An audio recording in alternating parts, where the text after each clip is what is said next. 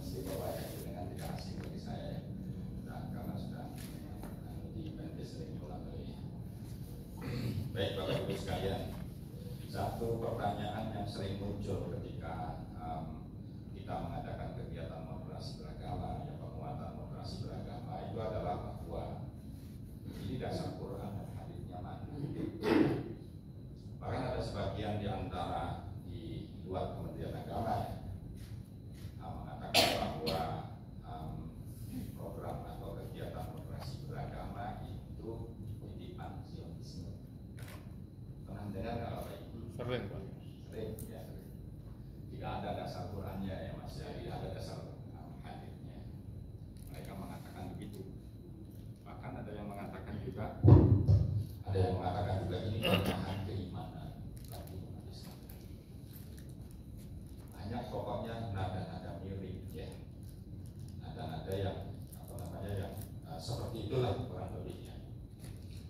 Nah maka Bapak Ibu, kita akan bersama-sama ya belajar, berdiskusi yang moderasi beragama, temanya moderasi beragama, perspektif Quran dan Sunnah. Satu hal yang perlu diingat terlebih dahulu sebelum lebih lanjut ya, bahwa Islam itu adalah agama yang sejak lahir sudah moderat. Cuma kitanya yang Muslim semua ya, kita yang Muslim itu bisa tidak moderat. Dari agamanya itu sudah moderat, tetapi ada kemungkinan kita yang Muslim ya Pak ya, yang Muslim itu menjadi tidak moderat. Baik. Nah, contoh saja ini pernah terjadi pada masa Rasulullah SAW. Jadi umat Islam kan tidak moderat. Itu pernah terjadi pada masa Rasul sendiri. Tapi ini urusannya dengan urusan pribadi, urusan person per person. Ya. Jadi ada satu riwayat hadis yang hadis diriwayatkan oleh Anas bin Malik. Dengan bisa ngecek nanti di Sahih Bukhari atau kasus Muslim. Jadi ini sudah sangat tenar dan pasti dengan sudah pernah mendengar hadis yang saya sebutkan. Yang ingin saya tekankan poinnya adalah bahwa Islam sejak awal sudah moderat, tetapi umat Islamnya bisa saja menjadi tidak moderat. Nah, hadis yang diriwayatkan oleh Anas bin Malik itu berbunyi begini. Ja'a salasatu rahtin min ashabin Nabi. Datanglah 3 kelompok atau 3 orang lah namanya. Rahtin bisa saja kelompok, jamaah, atau bisa saja juga orang yang jumlahnya maksudnya tidak 1, 2 tapi 3 lebih ya kan. Baik. Nah, ja'a salasatu rahtin min ashabin Nabi. Datanglah 3 orang sahabat Nabi ila buyuti azwajihi ke rumah istrinya Nabi. Jadi sowan lah kabarnya ya, para sahabat sowan ke Rasulullah SAW. Rasulullah ada di rumah, tapi ditemui dulu oleh istri-istrinya, salah satu adalah Siti Aisyah. Ketika ditemui, kemudian wahum kan yas'aluna an ibadati Nabi. Mereka bertanya, para sahabat bertanya tentang ibadahnya Rasulullah, ibadahnya Nabi Muhammad Sallallahu Alaihi Wasallam. Nah, oleh Siti Aisyah kan diterangkan macam-macam.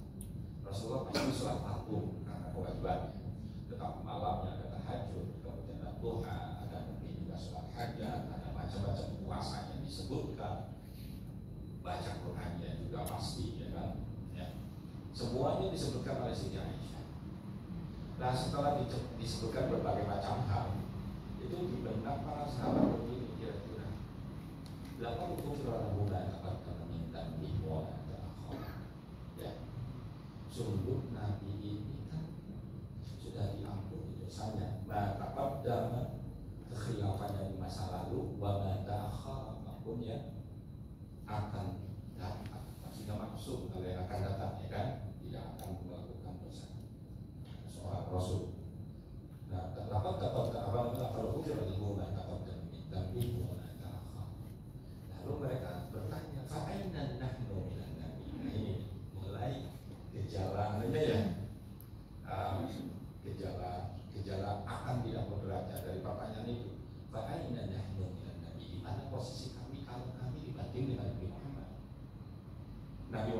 sudah diampuni dosanya.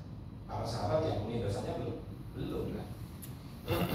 Ini loh, sholat fardu kadang malas-malasan, apalagi sholat sunnah, puasa fardu kadang malas-malasan, apalagi puasa sunnah, ya kan begitu. Dan lain mu'minan Nabi gimana posisi kami ini? Kalau dibanding dengan Nabi, jauh sekali derajatnya kira-kira ya. Intervalnya antara Nabi Muhammad SAW dengan para sahabat. Nabi yang sudah diampuni saja itu ibadahnya masih kuat, masih istiqomah, ya kan? Sunnah kalau wajib mungkin setiap orang kalau kewajiban kan itu ya, tapi sunnahnya itu dilakukan, kemudian berbagai macam hal, pokoknya mau itu kabul minallah, mau akhirnya para sahabat tadi kemudian berkata mu'minan Nabi. Kalau begini gimana nih? Posisi kami jauh lebih rendah dari Rasulullah SAW. Akhirnya Faqala ahadun minhum, salah satu di antara mereka mengatakan apa? Fa'amma ana fa'usalli kullal laili wa la aqum. Nah, mulai ini ya. Mulai agak tidak moderat nih. Fa'amma ana fa'usalli kullal laili wa la aqum. Mulai hari ini selain saya sholat fardu, nanti akan saya sholat malam. Tidak tidur. Wala al-qudu dan tidak sholat isya selesai, sholat sunnah, kira-kira gitu banget. Terus sampai subuh. Ini Rasulullah belum menampakkan diri, masih posisinya di belakang, mendengarkan para sahabat ngomong apa sih, kira-kira begitu. Nah, yang kedua mengatakan wa amma ana fa usalli kullal dahri wala uftir. Saya akan puasa sunnah setiap hari sampai 1 tahun penuh dan tidak akan bukan kecuali Natal tentunya ya, hari raya, hari ayam tasyrik dan macam-macam. Nah, minta itu ya kan, yang diharapkan ya kan, yang disebutkan di dalam hadis-hadis.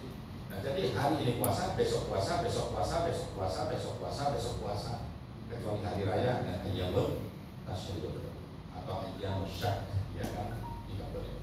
Nah, jadi selama itu tidak diharamkan, sahabatnya ini yang kedua ini akan berpuasa sunnah sepanjang hari, setiap hari. Ramadan pasti karena wajib, ya kan? Nah, terus yang ketiga wa amma ana, dan saya, yang ketiga orang ketiga mengatakan adapun saya fa'tazilu bisa, saya akan menjauhkan diri dari wanita. Wala atazawwaju kunna, saya tidak menikah.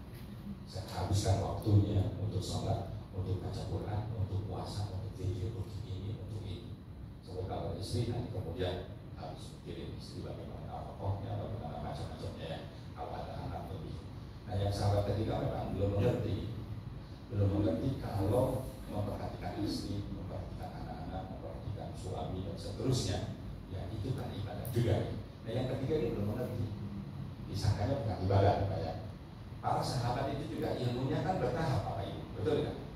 Tidak jadi sahabat langsung ilmunya diunggah ketika Rasulullah sudah mengajari baru dapat ilmu, kan begitu ya? Jadi ketika itu belum mengerti kalau memperhatikan orang lain, istri, suami, anak-anak dan tetangga dan seterusnya, anak yatim dan macam-macamnya itu juga ibadah, belum mengerti. Disangkanya ibadah itu ya sholat, puasa, pikiran, kayak.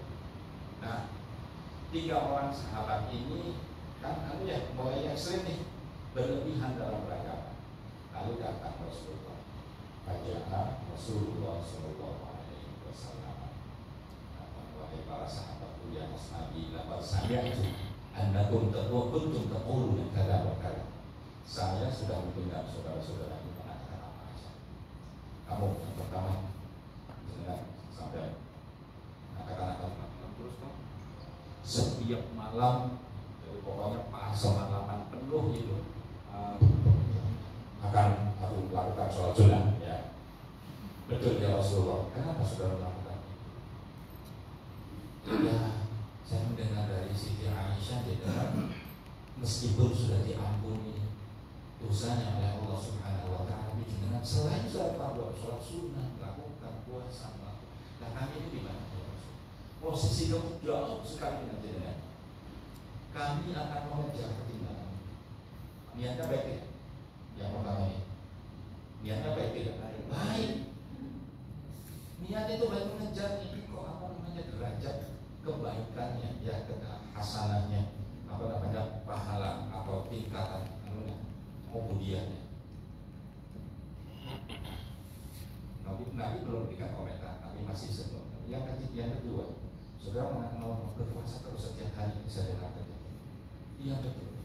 Selain dari harta, jangan puasa terus. Seperti teman saya Rasul, kami ini kalau dibandingkan dengan jauh sekali, maka kami akan mengejar ketinggalan itu. Saya khususnya untuk saya akan puasa setiap hari. Jadi masih Rasulullah belum berikan komentar. Sampai yang ketiga, nggak mau menikah, benar nggak mau menikah. Kira-kira begitu. Iya ya Rasul, sebenarnya saya mau juga, tapi saya melihat keterangan Siti Aisyah dengan itu sangat luar biasa. Saya akan mengejar dengan cara menggunakan seluruh waktunya untuk hakim Allah, untuk beribadah bahasa, untuk beribadah, sholat, untuk puasa, untuk itu. Terus Rasul lalu mengatakan, ya sahabi ana, ya atau ya adamu, innani atau andani akhsyakum. Saya ini orang yang paling takut kepada Allah Subhanahu wa ta'ala, wa atqakum lahu, dan yang paling bertakwa kepadanya. Walakin ini menarik posisi apa namanya, sahabat mau ekstrim ditarik oleh dia. Walakin tetapi sesungguhnya saya usalli lailan wa aqum atau wa ana, saya sholat malam tapi juga tidur. Jadi bukan seluruh waktu malam digunakan ini loh, mata kita dalam hadis yang disebutkan, mata kita itu punya hak untuk istirahat. Ketika saudara ini ekstrim berlebihan, maka ada hak yang saudara berikan, yaitu Nabi mengatakan. Nah, ini kan mau ekstrim ditarik lagi oleh Rasulullah ke kamar. Ya sholat sunnah malam saya silakan aja, mau tahajud tapi ya tidur. Saya ini loh sholat malam juga tidur kok, kata Nabi. Kira-kira pada bahasa kitanya, saya sholat malam tapi ya tidur. Sebab kalau saya tidur terus gitu. Kalau saya sholat malam terus, mata saya itu kehilangan hak. Jadi saudara itu kalau bahasa kita sekarang saudara itu sudah mau ekstrim. Maka sekali lagi, agama Islam itu agama yang moderat, tapi umatnya bisa saja menjadi ekstrim. Dan itu kenyataan sekarang. Ya Pak Bibi, kita melihat kenyataannya memang begitu. Maka nanti akan coba kita lihat. Ya. Baik. Nah, ini sengaja saya tidak berubah-ubah dulu ya. Nanti yang kuncinya saja kemudian saya sampaikan lagi. Ini dulu. Nah, kemudian saudara ini wa innani asum yauman wa uftiru yauman. Saya hari ini puasa, besok itu loh bukan hari ini puasa, besok puasa, besok puasa, besok puasa, besok puasa. Tapi paling pol Nabi Muhammad itu hari ini puasa, besoknya buka puasa Nabi Daud itu terkenal puasa Nabi Daud ya.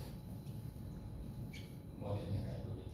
Jadi bukan setiap hari perut badan kita itu memerlukan, itu punya hak, memerlukan makanan yang cukup. Kalau bahasa sekarang, lemak yang cukup, protein yang cukup, kayak begitu.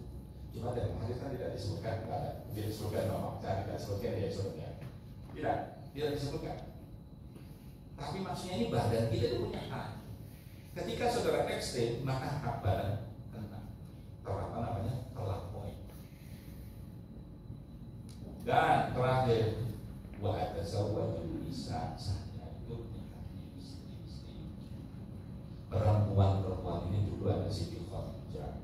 Sekarang itu dari sabda tadi dihormati oleh Siti Aisyah, ada Hafsah, ada ini. Saya tidak bicara poligaminya ya Bapak Ibu, jangan salah paham ini moderatnya. Jangan ke poligaminya dulu. Nanti kalau belum diskusi yang lain lagi, bukan lain JPR. Lain JPR. Ini masalah moderasinya dulu. Saya itu lo menikah, saya ini Rasul, saya ini Nabi.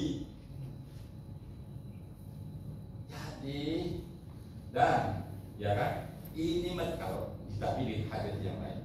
Menikah itu ya ibadah. Jadi jangan sampai berpikir menikah itu tidak ibadah, memperhatikan istri itu tidak ibadah, memperhatikan anak itu tidak ibadah, bukan.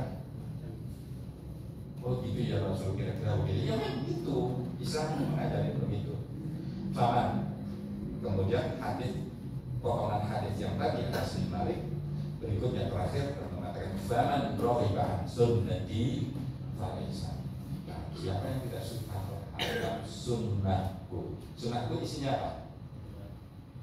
Ya moderasi, benar. Meskipun ayat ini ya hadis ini sering digunakan ketika mau akad nikah ya. Bahwa rohiban sunnati falaysa ini memang benar, tetapi itu hanya bagian aja sunnah.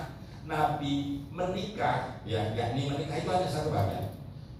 Bagian sunnah yang lainnya adalah sholat malam, ada tidurnya, puasa, ada bukanya. Maksudnya bukan setiap hari berpuasa. Nah kalau ini saudara tidak suka dengan tradisi yang begini, kebiasaanku yang seperti ini, jangan menganggap bagian dari umatku Malaysia ini. Jadi sudah sampai wajar aja, beribadah itu biasa saja. Gitu. Biasa kok jangan dianggap sembrono ya. Jadi nanti pertengahan antara ekstrem kanan dengan ekstrem kiri nanti kalau bahasa bebasnya ya. Moderat posisi di posisi tengah, punya prinsip ya, tetapi juga tetap ya punya prinsip, tetapi juga tidak berlebihan supaya hak badan kita dan hak orang lain tidak terganggu.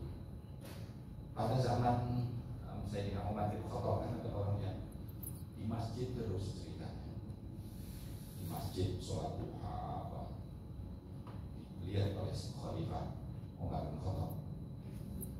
Ini orang kok masjid saja, bilang, sampai menikah bukan, sampai punya istri. Iya ya, wahai Khalifah, anak kok di masjid terus? Ya saya ibadah. Yang nafkahi istrimu siapa? Yang nafkahi anak-anakmu siapa? Lu istri dan anak-anak menangis dan akan sampai lo di masjid terus. Nah, pulang. Itu makin kotor. Ini nggak benar beragama kayak begini. Pulang, kemudian cari makan untuk istri dan anak-anak. Sampai ini akan saya beribadah kepada Allah kan? Iya, hablum min Allah, tetap beribadah kepada Allah, tetap tapi perhatikan anak istri. Karena itu berlebihan ya. Dan ini bisa terjadi pada masa sekarang ini. Maka lebih ekstrim sekarang ya kejadian tidak moderatnya itu lebih daripada pada masa Nabi. Tapi bahwa para sahabat pernah akan menjadi ekstrim itu iya. Lalu ditarik dia ya. Bahwa itu ditarik lagi oleh Nabi Muhammad diposisikan. Kewajiban harus kita lakukan, sunnah-sunnah harus kita lakukan. Hak badan dan hak orang lain kita perhatikan juga. Tuh ini dasar hadis itu ini moderasi beragama. Ya baik, coba kita lihat ke bawah mas. Oke, ini sudah disampaikan ya.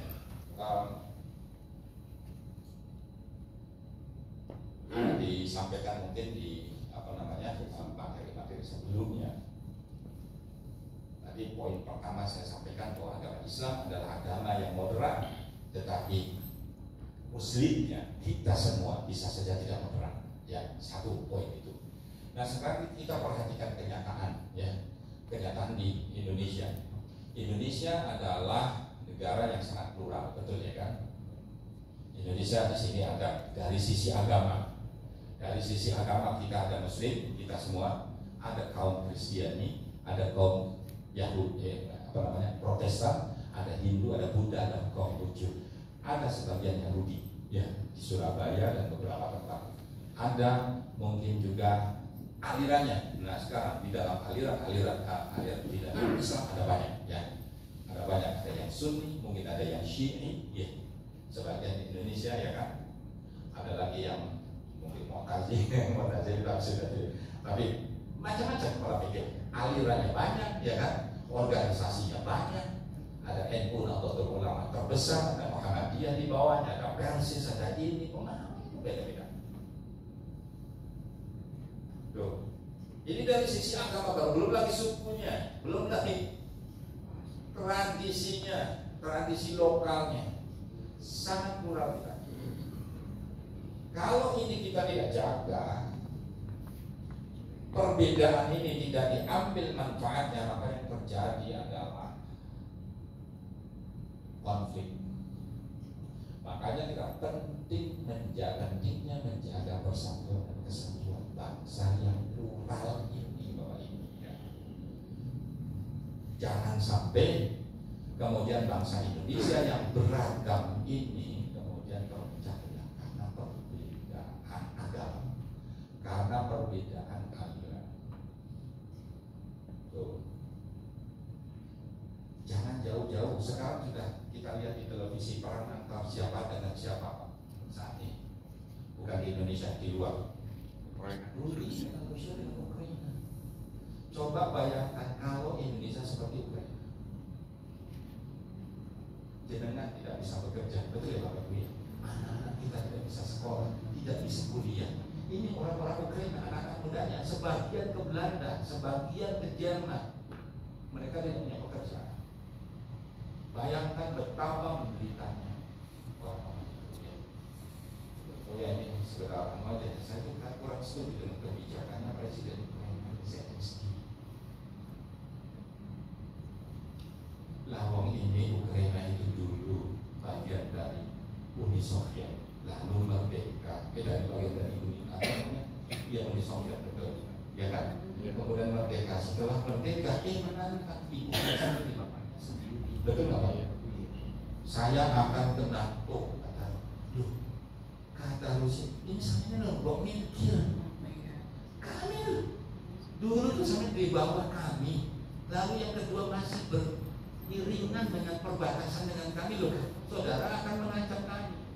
Bahwa dia dicabut kebijakan itu, nggak mau Zelensky. Saya tidak membela Rusia, tidak Bapak Ibu ya. Tetapi belajarlah dari Quran Ratu Sabah ketika di nanti sebentar sebelum ke Ratu Sabah. Nah ini, jadi kemudian terjadilah peperangan kami stubborn, dia ekstrim. Ya kalau bahasa saya, secara politik dia ekstrim. Mau berhadapan dengan bapaknya sendiri atau ibunya sendiri yang melahirkan. Waduh, ini itu kan proses yang panjang Pak, 1-2 tahun ya kan? Kan di komunikasi komunikasi masih saja tidak mau. Akhirnya nggak kata Rusia ya sudah, lalu ikut kita tolong sama NATO juga kelabakan gimana? Saya punya belum anggota NATO. Maksudnya ini harus saja. Poin saya tentang ini itu, bayangkan bagaimana menderitanya masyarakat kalau terjadi peperangan. Bapak Ibu ingat Poso, Bapak Ibu ingat lalu Sampit, menderita tidak orang itu. Ya Allah Bapak Ibu, saya pernah mendapati waktu perang Sampit, dan apa? Sampit antara Dayak dengan Madura, antar suku nih ya. Meskipun sebenarnya dipicu oleh ekonomi, ya. Tapi kemudian antar suku ya betul Bapak Ibu. Saya itu pernah mendengarkan, saya bukan pernah bertemu dengan orang remaja, masih remaja. Waktu itu saya ke Madura, saya ngisi di stay di Madura. Lalu drivernya, ini anak muda, mengantar saya di perjalanan. Dia cerita, Pak Surat, saya dulu di samping begini cerita, saya melihat sendiri orang dibunuh. Dia masih kecil, tapi dia selamat, itu orang Madura. Saya tidak menyalahkan Dayak dan seterusnya, ya. Tidak menyalahkan Madura juga. Ini maksudnya kenyataan ini loh, kenyataan itu. Saya itu kena panah, kepala ini panas saya. Ya masa gitu nih, untung saya masih diselamatkan oleh Allah Subhanahu wa Ta'ala, katanya sudah sembuh. Tapi kepalanya kenapa? Dia menjelaskan seperti apa dia melihat orang disembelih dan macam-macam. Baik itu yang dilakukan oleh Dayak, suku Dayak, maupun yang dilakukan oleh orang Madura sendiri. Yang mengatakan sama-sama brutal Pak. Dia menyaksikan sendiri, tapi dia selamat dibawa kawannya pulang ke kemudian bekerja sekali itu ya sebagai apa.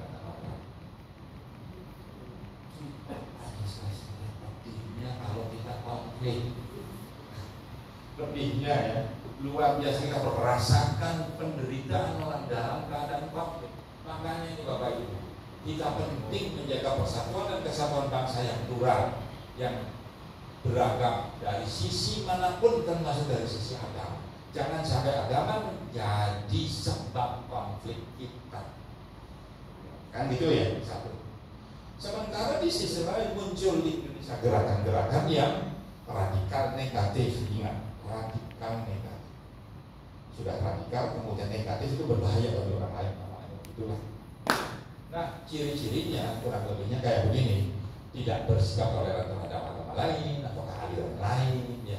Suka melakukan kekerasan fisik, kekerasan psikis terhadap orang-orang yang tidak sepaham, tidak menghormati tradisi lokal, belum memahami tradisi lokal, sudah menyalahkan tradisi lokal, kayak begitu, dan tidak memiliki komitmen, sangat tidak mau mempertahankan negara kesatuan Republik Indonesia, tidak percaya lagi sama Pancasila, mau berubahnya dengan ideologi lain. Padahal Pancasila inilah yang mempersatukan bangsa Indonesia. Nah, ini kelompok ini muncul. Apakah itu dulu sempat menjadi organisasi tertentu, ya kan, yang sudah tidak kemudian tidak diizinkan lagi, atau gerakan bawah tanah tanpa nama? Dan ini yang Banten dengan Bogor itu kan basis betul ya lebih di sini di mana kan saya mendapatkan cerita waktu Januari kan misi saya ke Bogor di sini, tapi bukan hotel ini, hotel yang lain di Bogor. Lalu orang Bogor bercerita kepada saya, Pak, itu setiap hari ini ada pertemuan ini khilafah Islamiyah lah apa sampai detik ini, Pak. Jadi organisasinya sudah dibubarkan karena ini nanti menimbulkan konflik antar umat beragama, ya, dengan yang lain, Islam dengan yang lain, minimal. Nah, tapi orang-orangnya itu masih berkurang, dan yang dibidik adalah anak-anak muda, generasi muda yang berkurang. Jangan sudah dewasa dan mungkin terpengaruh oleh apapun ya, sampai sudah modern ya. Cuma kegiatan ini kita lakukan supaya kuat lagi gitu. Masih muda dengan masih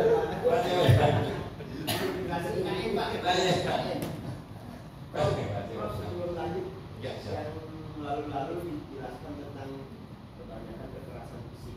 Nah, ini kekerasan psikis ini belum ya, psikis seperti misalnya kita dimasukkan ke dalam neraka. Pasaran kalau kamu melakukan ini itu mesti masuk neraka. Itu kekerasan psikis, bid'ah masuk ke neraka. Sebenarnya kayak begitu. Itu kan kita kalau tidak tidak mengerti. Kalau jenengan di bumi kan santai-santai aja, sampai sudah punya ilmu, sudah punya prinsip ya, sudah punya pegangan. Tapi anak-anak muda kalau gitu kan, kan pernah jadi orang Indonesia satu keluarga besar masuk ISIS, ada yang pernah cerita ya. Daniel itu siapa namanya ya? Ini kok SMA kan? Anak si awalnya Daniela kalau nggak salah namanya. Daniela itu dari Kepulauan Batam. Dia terpengaruh oleh propagandanya ISIS, International Islamic State, ISIS of Iraq and Syria, ya, Syria. Baik, nah itu Islamic States of Iraq and Russia, Syria. Itu awalnya dari internet. Mbak, yang pertama kali dia cerita, saya hadir waktu itu satu forum dengan beliaunya. Dia menceritakan bagaimana dia kemudian masuk ISIS itu. Sekarang sudah tobat, ya, kembali lagi. Itu awalnya produk dulu. Informasi ada di produk yang Islami yang syar'i itu begini. Setelah ini dia membeli, lalu kemudian ada komunitas pakaian, dari pakaian dulu. Setelah itu kemudian diajari di dalam komunitas itu diberi berbagai macam pelajaran, termasuk adalah ayat-ayat kafir, mereka didoktrin tentang itu. Akhirnya tertarik mau ke Irak. Nah ketika ke Irak itu, ketika tertarik itu di propagandanya macam-macam. Nanti pendidikan dengan khilafah Islamiyah, pendidikan akan bebas, kesehatan akan bebas, ini dan seterusnya, semuanya yang baik-baik.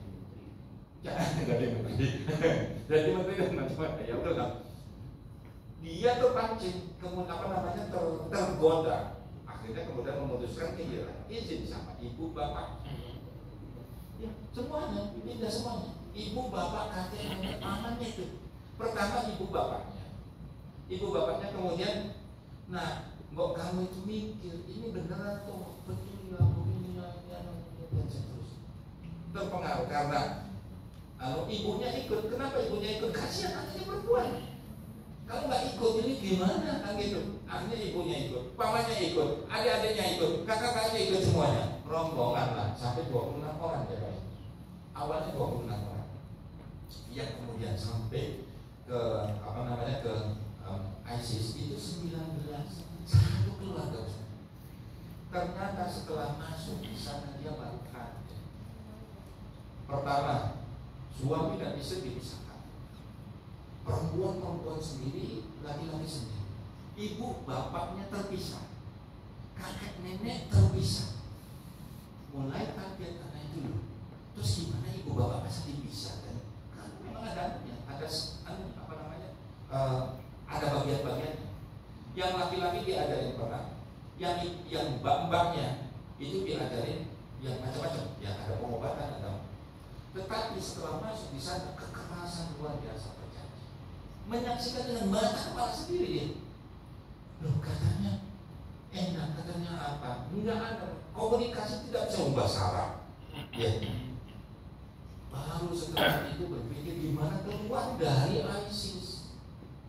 Luar biasa susahnya sampai 1 tahun setengah baru bisa keluar. Itu pun diberi arahan oleh orang Turki atau orang Kurdi, saya lupa ya waktu itu. Jadi kalau mau keluar itu caranya begini. Nah, ini Bapak Ibu sekalian, propaganda yang semacam itu tuh di mana? Internet bisa, ya apalah. Jadi gerakan-gerakan ini transnasional ya, yang harus kita kemudian memperhatikan bahwa ini komitmen kebangsaan Negara Kesatuan Republik Indonesia dan Pancasila harus kita pertahankan. Alasannya apa? Ada alasan agama atau tidak? Nanti kita cek ya. Kita sama-sama belajar. Bersenas. Nah, oke, ini sudah disampaikan oleh Pak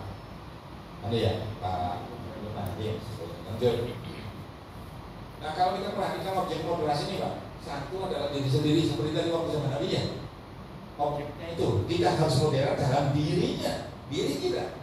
Kemudian yang kedua, orang lain bagaimana kita memoderatkan keluarga kita, memoderatkan masyarakat sekitar kita. Caranya bagaimana? Ya tadi perlu bagaimana kita itu menyampaikan hal ini kepada masyarakat. Yang ketiga yang menjadi objek moderasi adalah kita bersikap terhadap lokal, budaya lokal. Ini salah satunya atau yang kita butuhkan adalah menghormati budaya lokal. Pak, kadang-kadang kita tidak kurang serp misalnya, ya kita harus menghormati. Meskipun tidak harus masuk di dalamnya, ya. Tapi kita menghormati. Sebab begini Pak, tanpa menghormati Bapak Ibu sekalian, bisa saja orang keliru. Contoh, saya sendiri pernah keliru.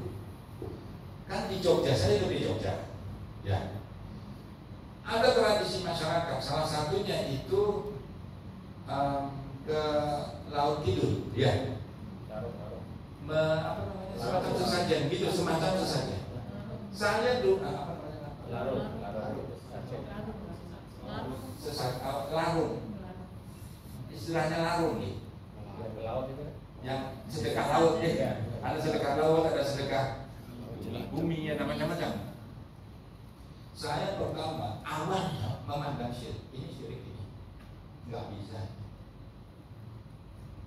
Itu lama sudah lama, tapi sebenarnya pernyataannya adalah, sekarang pertanyaannya, apakah pandangan saya bahwa itu syirik itu fakta atau asumsi saya? Nah, maka saudara, Bapak Ibu dipelajari mana fakta, mana asumsi, betul ya? Saya menggunakan asumsi itu tuh syirik, itu tuh menyembah selain Allah Subhanahu wa Ta'ala. Akhirnya dulu Pak, belum ada moderasi. Saya ingin tahu sebenarnya apa sih? Saya tanya sama Mbah, nyuwun sewu gitu loh. Jenengan itu macam-macamnya gimana Mbah? Nyuwun itu nukuk pripun nggih. Satu harinya saya nyuwun sewu. Jangan sampai tersinggung jenengan, enggak usah tersinggung. Saya ingin tahu apa sih sebenarnya. Dia jawab apa? Mas, kata siapa saya menyembah? Nyuwun itu. Lah kan ini maksudnya untuk apa? Saya katakan. Panggil apa bagian matan itu? Sebenarnya jenengan Islam ya, ini Pak boleh Islam. Jenengan kata dia hormati sembah, pakai manggilnya jenengan. Jenengan kalau bahasa Indonesia yakin tidak? Kalau di luar manusia itu ada makhluk lain. Ini wonten. Surat An-Nas minal jinnati wan nas. Ada surat Al-Jin. Ya, betul ya Pak ya? Di dalam Al-Qur'an ini wonten. Lah iya, sekarang saya bertanya kepada sampean Mas Anjir. Haruskah kita menghormati makhluk?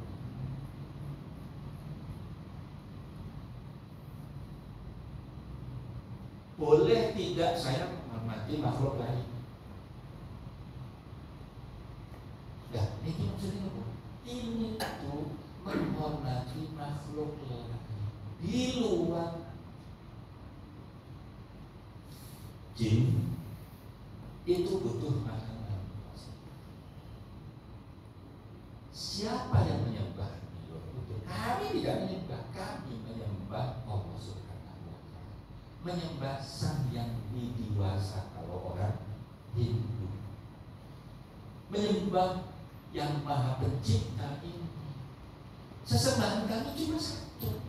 Cuma ini tuh kita berikan makanan untuk menghormati makhluk. Seperti saya tanya Sayyiran, dengan tetangga sampai menghormat tidak? Iyalah. Dengan masyarakat di situ sampai menghormat tidak? Iya.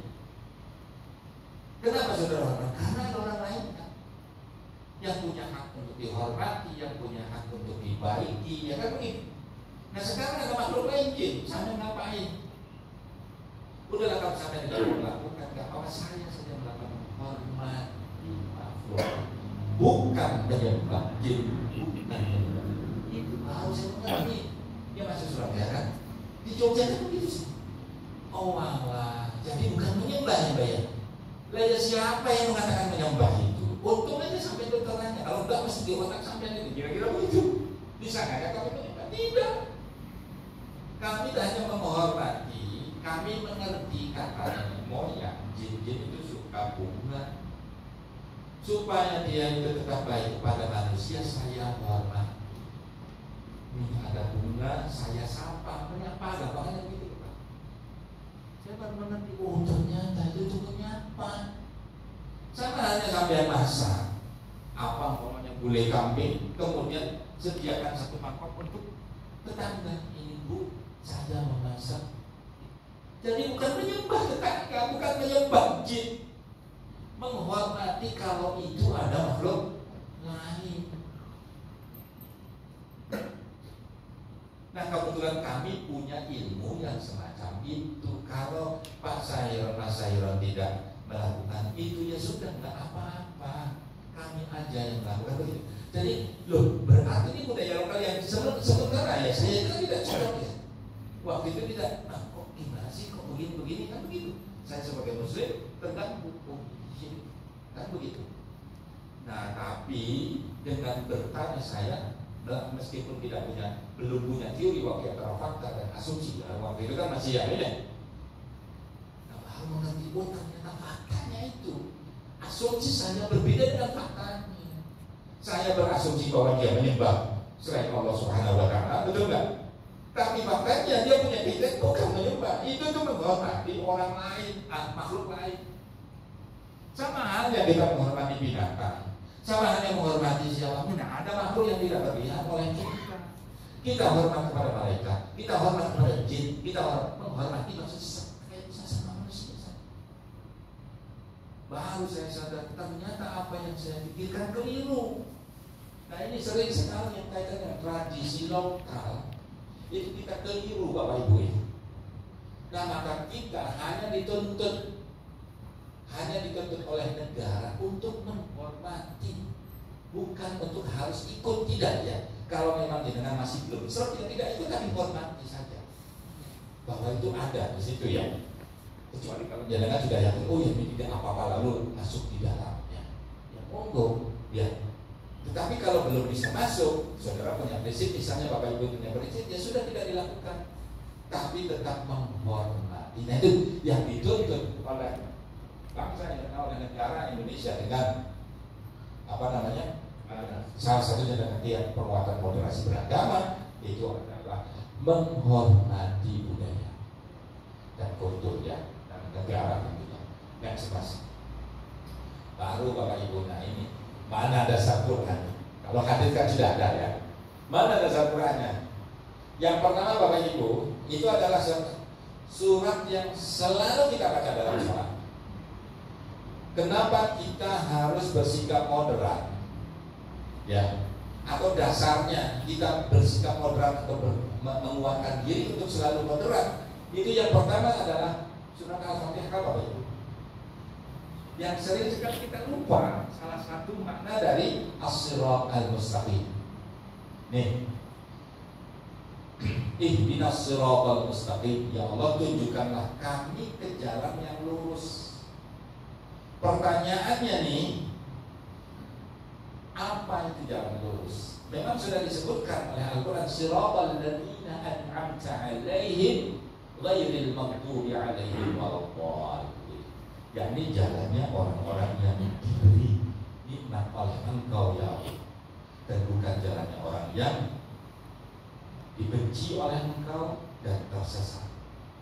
Bukan jalannya orang yang dibenci dan bukan jalannya orang yang tersesat. Tapi ini kan ya abstrak ya Bapak Ibu ya. Maksudnya yang mana? Kan begitu. Nah ini Bapak Ibu, suatu ketika Al-Imam Fakhr Ar-Razi itu lagi berceramah, lagi mengajari murid-muridnya bagaimana memahami surat Al-Fatihah. Ketika masuk di ihdinas siratal mustaqim, tunjukkanlah kami ke jalan yang lurus. Muridnya bertanya, ya Syekh, ma makna siratal mustaqim? Apa makna jalan lurus? Al-Imam Ar-Razi itu menjawab panjang lebar. Panjang lebar, salah satunya adalah moderasi beragama. Cek kitab Mafathul Ghaib. Bentar, saya ambil dulu ya, saya keluarkan ini ya. Ini Bapak Ibu.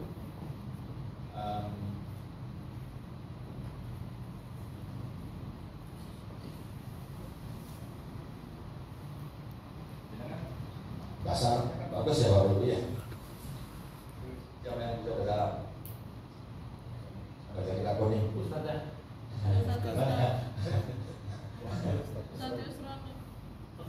Bisa melihat Mbak? Mana yang bisa bahasa Arab? Masuk ya, masuk surat. Masuk surat Al-Wajh Tsani. Jawaban Al-Imam Fakhr Ar-Razi ketika ditanya makna siratal mustaqim.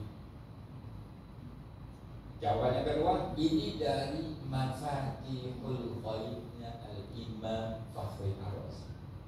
Jangan bisa melihat Bapak Ibu. Mas Ustaz bisa bantu baca?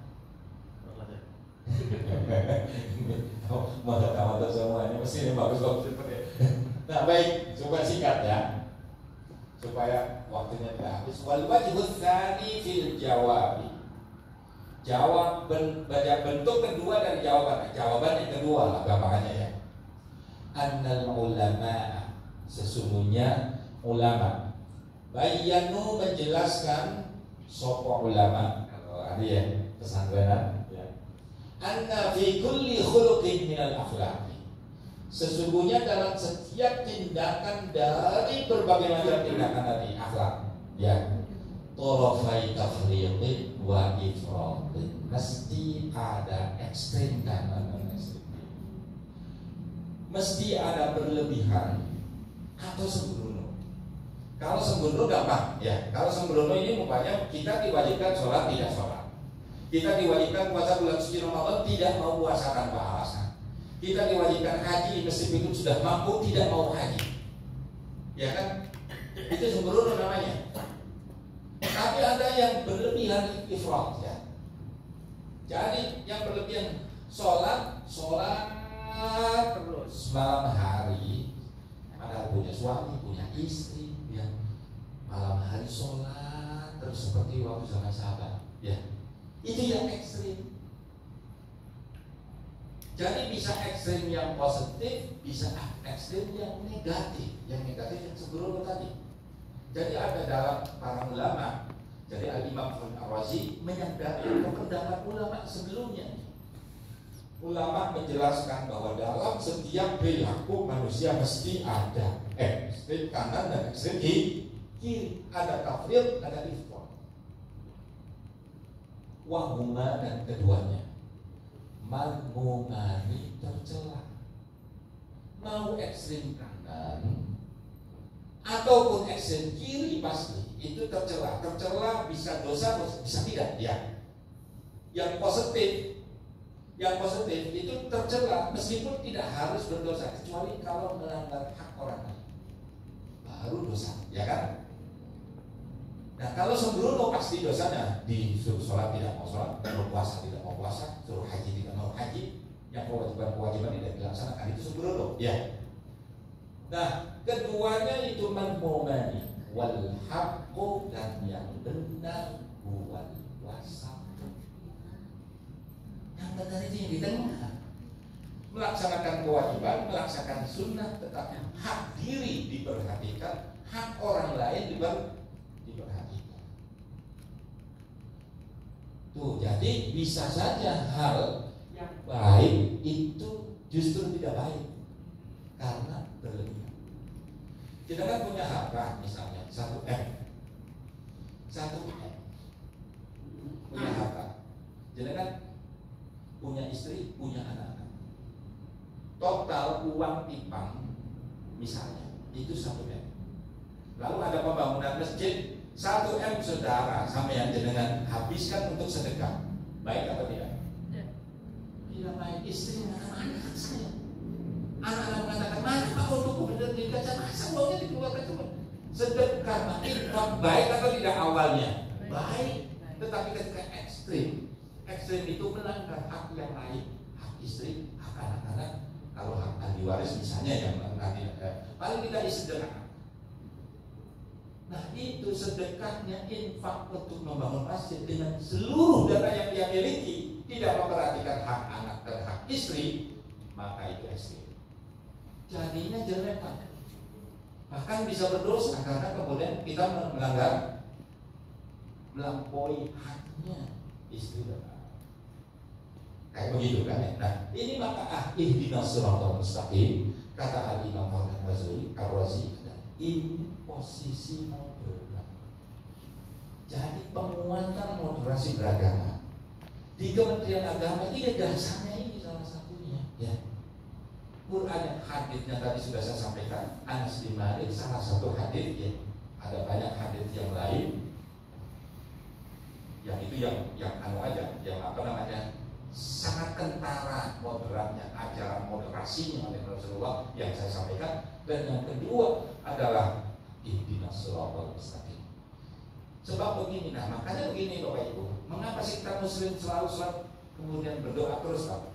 Ya karena ini kita sebagai muslim bisa saja tidak moderat, maka kemudian selalu ya Allah tunjukkanlah kami ke jalan yang lurus.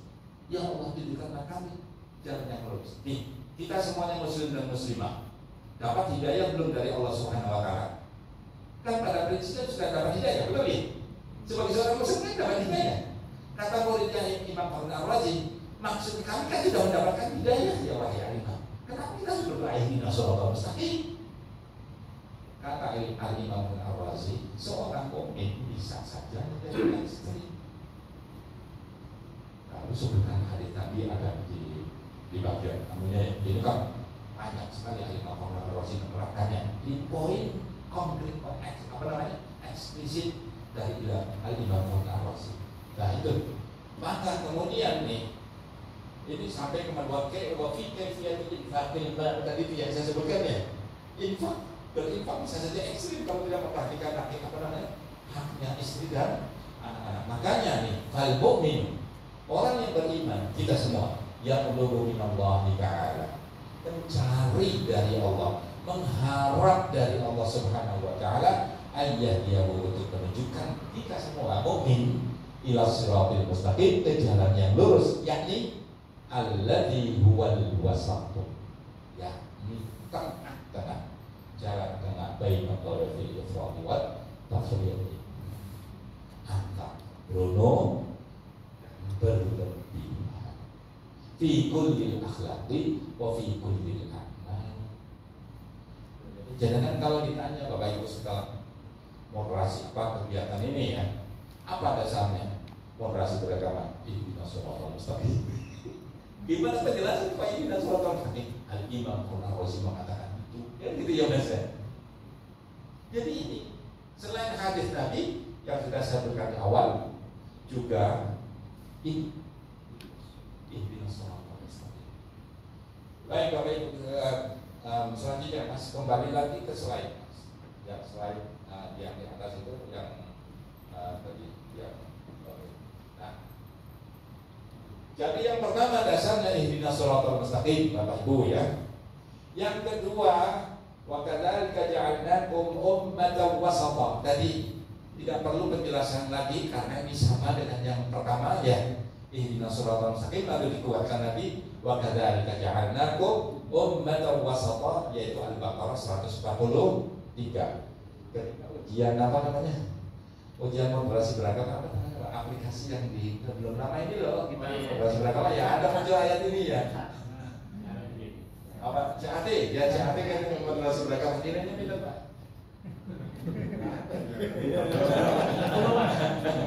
Moderat kan jenengan. Biasanya moderat dari 80 90 ke atas itu sudah bagus ya. Tapi ada juga yang 40 Pak. Yang 40 yang ke bawah itu yang tapi udahlah tidak perlu, tapi bukan kemudian agama ya. Baik, kemudian yang ketiga ta'aruf ya. Itulah apa namanya? A'udzubillahi minasyaitonirrajim, Al-Hujurat ayat 13. Jangan hafal semua ya kan? Ya ayyuhan nasu inna khalaqnakum min dzakarin wa untha wa ja'alnakum syu'uban wa qabaila lita'arafu. Dan aku jadikan syu'uban wa qabaila. Ingat saat Bapak Ibu jenengan masih hafal yang dituntut oleh negara Indonesia kaitan dengan oleh pemerintah Indonesia kaitannya dengan moderasi beragama, salah satunya apa? Menghormati budaya, menghormati tradisi, menghormati kultur. Itu dari ini lah. Coba perhatikan. وَجَعَلْنَاكُمْ شُعُوبًا وَقَبَائِلَ لِتَعَارَفُوا. Aku jadikan kalian, kata Allah, umat manusia, berbangsa-bangsa dan bersuku-suku. Pertanyaannya nih Mas, Bapak Ibu, kalau kita bicara bangsa, kalau kita suku, di situ ada apa? Lah yang salah satunya budaya. Ada budaya, ada bahasa, ada seni, ada itu loh Mas ya. Ada keyakinan yang dibawa oleh Mas ini, salah satunya budaya. Budaya itu apa? Perbedaan budaya. Ketika kita berbicara suku, ketika berbicara bangsa, itu ada budaya di situ. Lidah arafu itu saling mengenal. Kalau saling mengenal, hormatnya atau tidak? Iya. Nah kalau kita cek tafsirnya, nah barangkali jangan mengatakan pasal ngomongnya ngatur-ngatur, tidak tafsirnya. Cek lagi ya di file tadi Mas. Lalu Mafatihul Ghaib lagi Al-Hujurat. Mana? Al-Hujurat itu di mana? Nah itu Al-Hujurat di atas tuh Mas. Di atas. Anda lagi dibuka lagi maksud saya, dibuka lagi. Yang tadi ada di file ini. Nah tapi yang Ar-Razi Al-Hujurat di atas. Nah, ya coba dibuka. Kok tidak perlu semua. Dia menjadikan kan Anda ya, karena dari pesanan semua ya.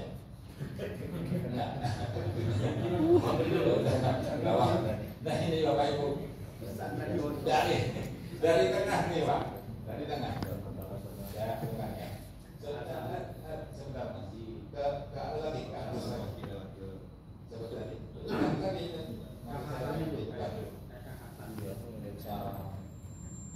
Oh, ya di sini Bapak Ibu. Ketika menjelaskan waja'alnakum syu'uban wa qabaila. Lalu ini ada pernyataan dari Al-Imam Fakhruddin Ar-Razi. Ar-Razi itu ulama mufassir sunni ahlu sunnah wal jamaah. Madhab fikihnya adalah madhab Syafi'i, sementara teologinya Asy'ari. Itu yang sering berdebat dengan kelompok lain ya, tetapi saling menghormati tetap ya, punya pandangan dalam tafsirnya. Baik.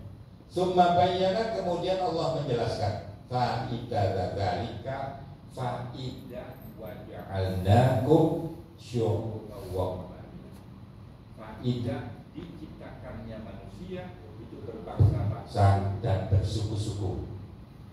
Wahia, dan faidah tersebut adalah at-ta'arrufu, saling mengenal. Iya. Dan wafihi wajhani, ada dua hal. Yang ketika kita berbicara tentang ta'aruf itu ada dua hal. Yang pertama saya sebutkan yang kedua dulu. Wathaniha, yang kedua, anna faidatahu at-ta'arrufu lan tanaquru. Ketika kita berbicara ta'aruf berarti maksudnya latana, bukan saling mengingkari. Orang suku Jawa punya budaya, ya kan, harus menghormati orang Kalimantan, di Dayak misalnya dia punya suku juga, yang punya budaya juga. Begitu juga orang Kalimantan menghargai orang Sunda, menghargai orang Jawa, menghargai orang Padang, orang Papua menghargai Sumatera dan seterusnya. Yang kita miliki semua itu di Indonesia. Menghormati masing-masing budaya, ya kan? Nah, ketika umpamanya kita suatu saat tidak suka dengan budaya tertentu, kultur tertentu, mundur, selangkah, cukup menghormati. Ketika itu kita cocok masuk di dalamnya, menghormati dan masuk di dalamnya, silakan. Ya, jadi tidak langsung mengingkari. Ketika ta'aruf itu maksudnya saling mengenal, ya artinya benar mengenal itu kan mengetahui, ya kan? Maka sebenarnya bagus satu hal ya, kalau di kegiatan-kegiatan tertentu ya, lalu kemudian ada tarian dari mana, ada budaya apa, ada seni apa di situ. Itu yang diajarkan Quran itu, ya, supaya tidak ada malas-malas saja. Kemudian yang pertama, wa ahaduhuma tadi anna fa'idata dzalika, kalau sudah saling mengenal, saling antar suku dengan dia dengan yang lain, budayanya, apanya, bahasanya dan seterusnya, lalu muncul antara suruh saling menolong, membantu, ya. Saling mengingatkan ketika kita bicara ta'aruf itu kita tidak boleh saling mengingkari, tetapi justru yang kedua kita harus saling menolong. Nah itu, maka kemudian indikator tadi itu moderasi beragama yang dituntut oleh pemerintah untuk menjaga persatuan dan kesatuan antar suku, antar bangsa, yang adalah menghormati satu dengan yang lain. Itu yang Quran, ya. Baik. Kembali lagi Mas ke PowerPoint. Ini yang paling ekstrim Bapak Ibu. Al-Baqarah ayat 111 dengan 113 ya. Bunyi ayatnya, A'udzubillahi minasyaitonirrajim. Wa qalu lan yadkhulal jannata jannata illa man kana hudan aw nasara tilka amaniyuhum qul hatu burhanakum in kuntum sadiqin bala man aslama wajhahu lillahi wa huwa muhsinun falahu ajruhu 'inda rabbih wala khawfun 'alaihim wala hum yahzanun. Wa qalatil yahud laysatin nasara 'ala syai' wa qalatin nasara laysatil yahudu 'ala syai' wahum yatluna kitab, dan seterusnya al-ayat ya. Terakhir, wallahu yahkumu bainahum yawmal qiyamati fima kanu fihi yakhtalifun. Itu apa ya? Kalau dengan cek lagi ada ini tuh terjemahannya dulu saya sampaikan ya. Wa qalu la yadkhulul jannata, mereka mengatakan tidaklah masuk surga illa man kana hudan, kecuali orang Yahudi mengatakan kami yang akan masuk surga, yang lain masuk neraka. Nah, ya. Sekarang juga ada juga Yahudi di zaman Nabi ada. Orang Nasrani mengatakan la yadkhulul jannata illa man kana nasrani, yang masuk surga hanya orang Nasrani, semuanya masuk neraka. Jadi ceritanya begini Bapak Ibu, Nabi Muhammad dalam salam nuzulnya ya, Nabi Muhammad sedang berbincang-bincang dengan orang Nasrani di Madinah. Kaifa Muhammad? Mungkin kan namanya juga ngobrolnya atau sobahan macam ya, sudah bercerita macam-macam. Lagi akrab-akrabnya Nabi Muhammad dengan orang lain. Orang Nasrani agamanya berbeda ya. Nabi Muhammad membawa Islamnya, kemudian orang Nasrani membawa Kristen. Akrab banget.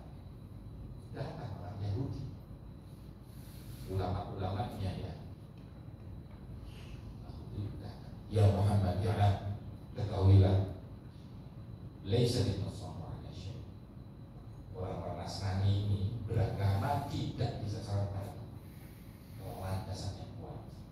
Laisa dinasara 'ala syai'. La yadkhulul jannata illa man kana hudan. Yang masuk surga hanya orang Yahudi. Ini Kristen semuanya masuk. Yahudi mana? Nasrani ya. Lagi akrab yang ngobrol, Yahudi datang nyalah-nyalahin orang Kristen di depan Nabi Muhammad Pak. Gini kan begitu ya. Lalu aja yang orang Kristen menikmati. Ya Muhammad, laisa lil yahudu 'ala syai'. Justru orang Yahudi yang tidak pernah pasal kuat. Wa hum kanu yaqtuluna anbiya'ahum. Mereka itu membunuh nabi-nabi mereka. Brengsek mereka itu, marah orang Kristen. Kurang lebihnya Pak. Ini bahasa saya dramatisasi ya, supaya mereka di dalam Al-Qur'an nggak ada kata brengseknya, nggak ada. Laisa lil yahudu 'ala syai'. Orang Yahudi justru orang Yahudi. Orang Kristen karena langsung mau betul kan? Di depan Nabi itu orang Yahudi mengatakan orang Nasrani tidak beragama tidak berdasarkan para alasan argumentasi yang kuat. Dimasukkan lagi ke neraka. Ya. Orang Kristen membela diri, justru orang Yahudi yang seperti itu. Akhirnya cekcok dua kelompok besar di sana. Yahudi dengan Nasrani itu kelompok besar sebelum masuk Islam mereka ya. Itu kelompok besar, ada sebagian yang masuk Islam lagi. Ketika itu terjadi konflik, Nabi Muhammad meminta mohon doa, ya Allah turunkan. Ini ada komunitas besar, dua komunitas besar bertengkar hampir secara muslim. Pokoknya sudah nyala-nyala. Turunlah gitu. Ini dalam kan ya, katakanlah Muhammad,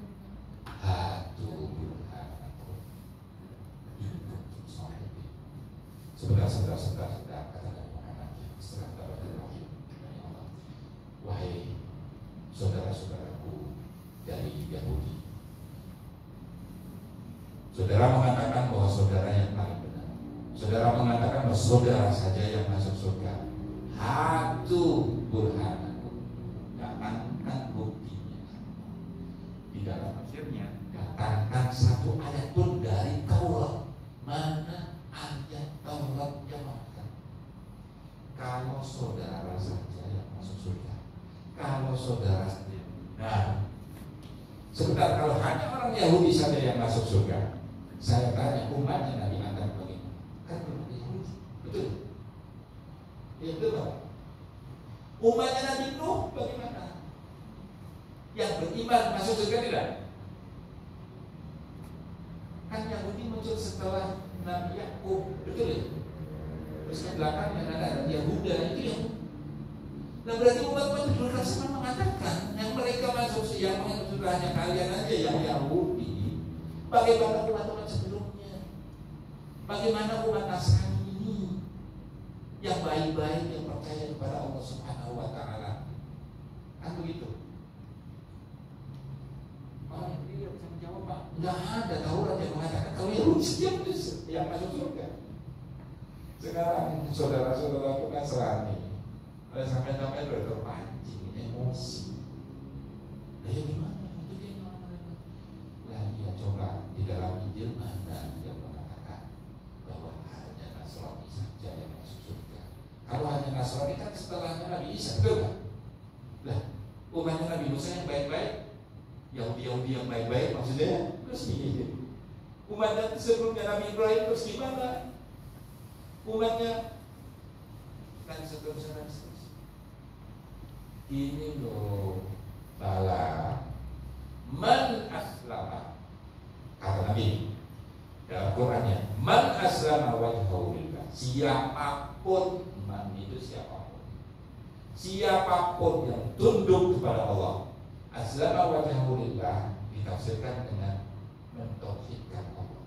Barang siapa yang iman kepada Allah sebagai satu-satunya Tuhan, wa huwa muhsinun, dan dia baik pada orang lain, falahu ajr rabbihi, maka dia akan mendapatkan pahalanya dari Allah Subhanahu wa taala. Wala khaufun alaihim wala hum yahzanun. Tidak akan ada kesusahan, tidak akan ada kesusahan, tidak khawatir. Maksudnya masuk surga. Jadi siapapun yang beriman kepada Allah satu-satunya dan berbuat baik, dan untuk beriman atau kemudian orang beribadah, ya kalau dalam Islam ada sholat kan untuk mentauhidkan Allah Subhanahu wa taala. Kita menyembah sholat 5 waktu, ada sholat sunnah. Agama yang lain punya sholatnya sendiri. Agama yang punya komunikasi yang memuji Tuhan satu. Siapapun yang meyakini satu Tuhan, yaitu Allah Subhanahu wa taala. Kalau umat Islam menyebutnya itu ya, bahasa Arabnya Allah, lalu berbuat baik, maka itu masuk surga. Nabi Muhammad akhirnya mereka saling menghormati. Betul kan? Nabi Muhammad toleran tidak? Toleran tidak Nabi Muhammad? Iya. Menghormati orang lain tidak? Iya. Ngajak ngobrol, ngajak apa? Kalau kebetulan mereka setelah Rasulullah Nabi Muhammad itu menyampaikan ajaran-ajaran baru yang diturunkan oleh Allah Subhanahu wa taala saat itu, lalu mereka beriman, ya alhamdulillah. Kalau tidak, ya sudah, innama alaikal balagh. Tugasmu Muhammad hanya menyampaikan. Selesai kok. Aku belum akhirnya kemudian berbondong-bondong ya. Meskipun ada yang kemudian yang mau masuk Islam, ada juga kemudian misalnya seperti Bani Quraidah atau Bani Qainuqa ya. Tapi banyak masuk Islam. Nah, baik Bapak Ibu sekalian, Nabi Muhammad tidak mengatakan dalam akhirnya bala manit tabani, yang ikut saya. Kayak itu baca Nabi katakan enggak. Nabi Muhammad jawabnya man aslama wajhahu lillah, siapapun yang beriman kepada Tuhan satu-satunya dan dia berbuat baik, maka selamatlah. Bukan mengikuti Nabi Muhammad, bukan bal manit tabani, bukan. Rasulullah ketika berhadapan dengan siapa. Toleran kalau mau ikut kami, ikut Nabi Muhammad, ikut beliau, ya kami terima dengan baik. Kalau tidak, kami tidak memaksa. La ikraha fid din qad tabayyana rusydu minal ghayy. Tidak ada masalah. Itu Bapak Ibu sekalian, bagaimana tolerannya Nabi Muhammad. Kita tiru itu di Indonesia. Dengan beberapa ayat ini sampai masih belum yakin lagi. Nah, gimana cara meyakinkan sampai ini? Qurannya sudah jelas. Likulli ja'alnakum min likulli ja'alna minkum syir'atan wa minhaja. Nah, ini yang ini nih Pak. Al-Maidah 48. Dan banyak sekali ayat-ayat yang berbicara tentang toleransi, tentang bagaimana moderasi beragama, khususnya ketika kita hidup dalam komunitas yang beragam. Lanjut Mas, slide lainnya. Nah sekarang kata panitia dengan bahasa Inggris. Ya, ada pertanyaan? Kembali yang tadi. Ya, kembali yang tadi Mas. Ini ada mau koreksi. Ini terkait berlebih-lebihan ya, terkait berlebih-lebihan dan ekstrim dalam perbuatan. Tadi kan sebelumnya ada penjelasan kitab apa dia tadi berlebihan dalam berinfak ya. Ya. Kalau nggak salah mungkin mau koreksi di surat Al-Isra 29 itu tentang janganlah tanganmu terbelenggu, artinya jangan boros, dan juga janganlah tanganmu terlalu diulurkan. Ya itu itu mungkin di Iya betul, itu Al-Isra 29. ayat yang benar saya cek ya. Ayatnya di mana Mas? Benar itu. Ya, aku mengerti. Sebentar. Wala tabsutha kullal basti fataquta itu ya.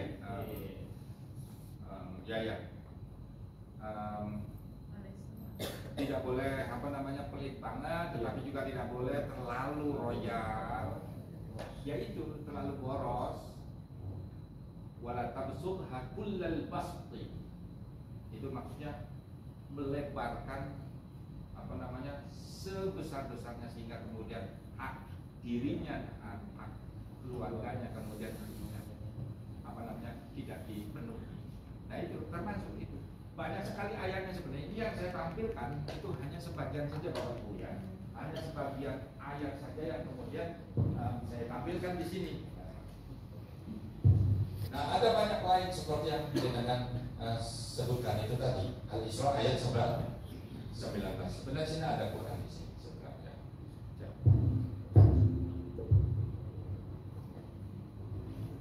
Ayatnya supaya yakin ayat surat Isra tadi ya. Itu benar, itu salah satu ayat lain Mas, yang berbicara tentang moderasi beragama, ayat 19. 29 atau 19? Iya. Ya benar. Wala 29. 29. A'udzubillahi minasyaitonir rajim. Wala taj'al yadaka. Jangan jadikanlah tanganmu ya maghlulatan ila unuqik. Jadi tidak mau Ini hanya kiasan yang majazi. Lalu wala tabsurha kullal basti, dan jangan lebarkan tanganmu itu selebar-lebarnya. Maksudnya kemudian punya sabukan semuanya diserahkan, istri dan anak-anak tidak mendapatkannya. Fataquda maluman mahsura. Kamu nanti kalau melakukan begitu dicela dan juga mahsura, menghina makanya ya orang asal. Nah itu salah satu dalam hal berinfak tadi ya, dalam hal berinfak. Jangan medit, jangan tidak pernah berinfak, tetapi juga jangan terlalu berlebihan sehingga hak anak-anak, istri, hak dirinya kemudian diabaikan. Banyak ayat-ayat itu salah satunya itu ya. Terus baik. Masih ada yang mau berikan komen atau menyampaikan sesuatu? Ya, monggo Mas. Termasuk yang yang jenengan rasakan apa gitu loh ya, kita rasakan bersama di sini. Ya. Terima kasih. Menurut Prof terkait dengan misalnya kan zaman Abbasiyah itu mengalami puncak peradaban pada masa Harun al-Rashid dengan misalnya menyewa seorang penerjemah, seorang historian yang kemudian bisa, apakah itu dari mudrat seorang Harun al-Rashid? Terima kasih. Iya, itu juga merupakan dalam sejarah dalil dalam arti apa yang pernah dilakukan oleh ulama-ulama, oleh khalifah-khalifah pada masa itu ya. Terjemahan dari dari Yunani, para penerjemah itu banyak karangan dari Kristiani, Sobiun dan macam-macam digunakan oleh. Terlepas dari keyakinannya berbeda, tapi dia punya kemampuan bahasa Yunani digunakan oleh khalifah-khalifah Abbasiyah ya, untuk kemudian bermanfaat bagi bangsa secara keseluruhan pada saat itu. Itu juga masuk. Jadi artinya tidak ada paksaan di situ ya. Mau orang itu Islam atau kan tidak Islam, ya silakan. Seperti kemudian agama misalnya ya di di bimas-bimas yang lain tentunya beragama lainnya sudah kita saling menghormati ya. Sama halnya dengan dulu Khalifah Abbasiyah Al-Ma'mun atau Harun al-Rashid itu menggunakan orang-orang lain untuk bekerja ya, tanpa harus menjadi muslim. Gitu. Jadi itu juga landasan sekundernya ya Mas ya, penguatnya, supporting argumentsnya untuk mengatakan bahwa kita harus saling menghormati, harus saling menghargai, dan kemudian menghina orang lain, menghina keyakinan orang lain. Gitu ya. Baik. Nggak ada lagi karena pernyataan yang kira-kira sulit. Bukan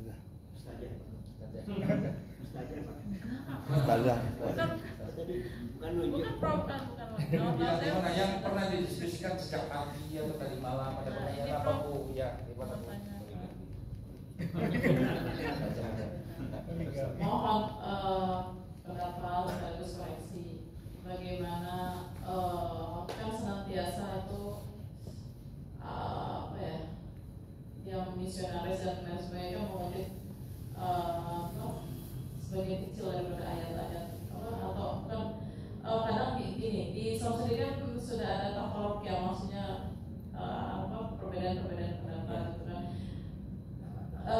Di sisi lain mereka itu memiliki ketokohan lah, misalkan maaf ya, dalam tanda kutip ini seorang ustaz atau pemuka agama gitu yang senantiasa tuh mengusung misalkan taruh yang di ayat 120 itu ya, yang molantar atau angkalian nah itu bagaimana pendapat Prof? Ya.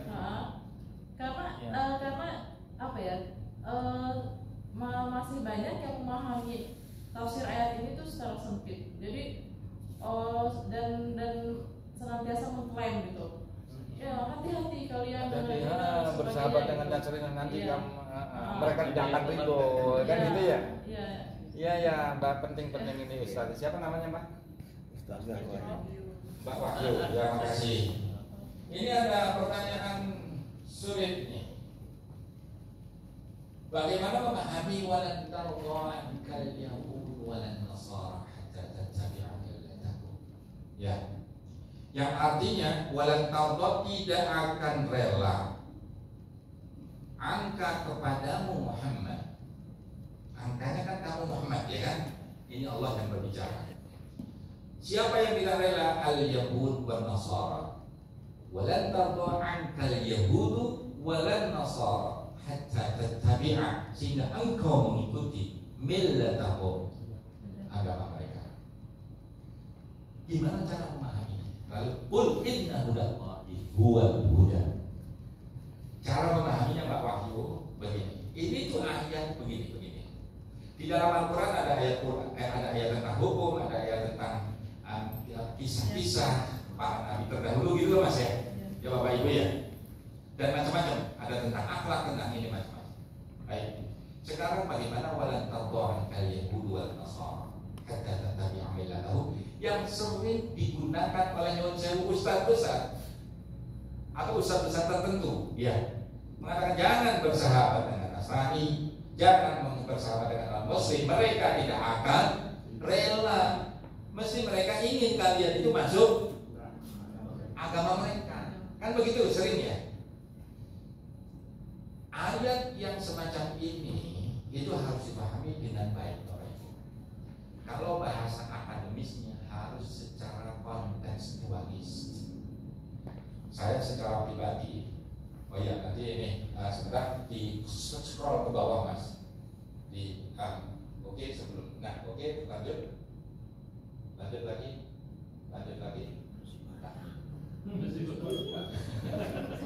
Jadi jawabannya sudah ada di sini Bapak.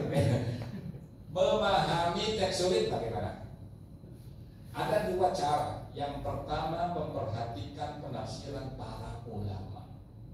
Tapi saudara memilih penafsiran yang sesuai dengan visi moderasi beragama. Satu, ya.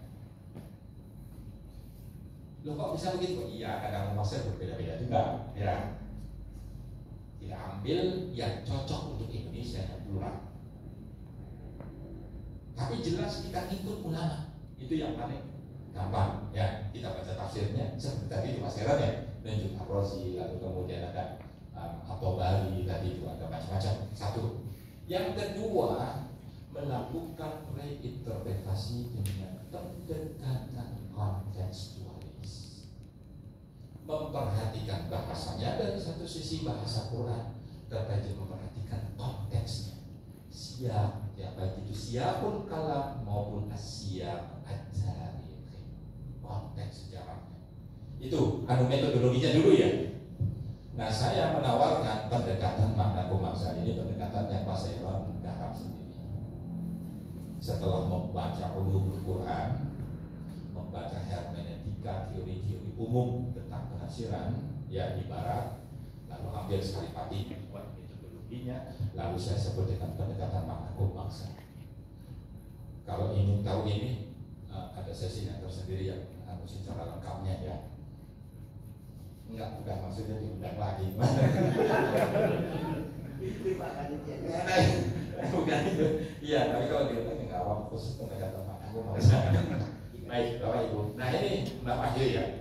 Sekarang kita berhadapan dengan walan tardha kal yahudu wal nasara hatta tattabi'a millatahum, yang punya semacam secara implisit mengatakan jangan berteman dengan orang Muslim, kan begitu ya? Karena mereka itu tidak rela. Ayat ini termasuk ayat sulit. Ini memahaminya dulu.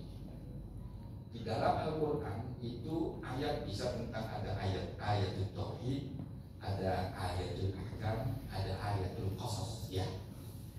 Walan tardha ankal yahud walan nasara hatta tattabi'a millatahum. Menurut jenengan masuk yang mana dulu? Apakah ayat tentang ketauhidan bahwa itu satu ini macam-macam lah ya anunya ya, atau tentang hukum, atau tentang kisah? Yang mana Bapak Ibu? Hukum, kisah. Saya lebih cenderung ke kisah. Ini tuh lagi perjalanan, mengkisahkan perjalanan dakwahnya tadi Nabi Muhammad SAW. Ini ya Pak ya, Bapak Ayu ya. Itu sedang berbicara tentang perjalanan, kisah perjalanan dakwah Nabi Muhammad. Ketika Nabi Muhammad berdakwah kepada orang Yahudi, orang Nasrani, musyrik Makkah sebelumnya, ya, itu ada 3 kemungkinan Pak. Ya, yang pertama mereka menerima utuh. Setelah didakwahi, ya asyhadu an la ilaha illallah wa asyhadu anna Muhammadan rasulullah wa asyhadu annaka rasulullah misalnya ya, tanpa kesulitan apapun, langsung masuk Islam, dia langsung tutup, mereka langsung tutup. Ada yang kedua, mereka tidak mau, tapi tidak mencaci maki, tidak, pokoknya diam, pokoknya Nasrani tetap Nasrani, Yahudi tetap Yahudi. Yang dua kemungkinan. Kemungkinan yang ketiga, Itu adalah dia menolak, tapi juga menantang. Muhammad gak usah macam-macam.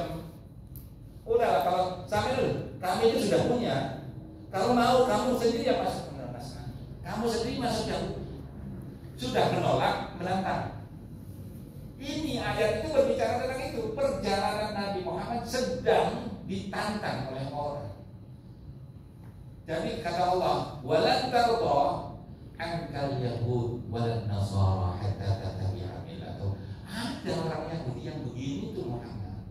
Maksudnya apa? Maksudnya apa ini? Nasihat kepada Nabi Muhammad agar apa? Bersabar.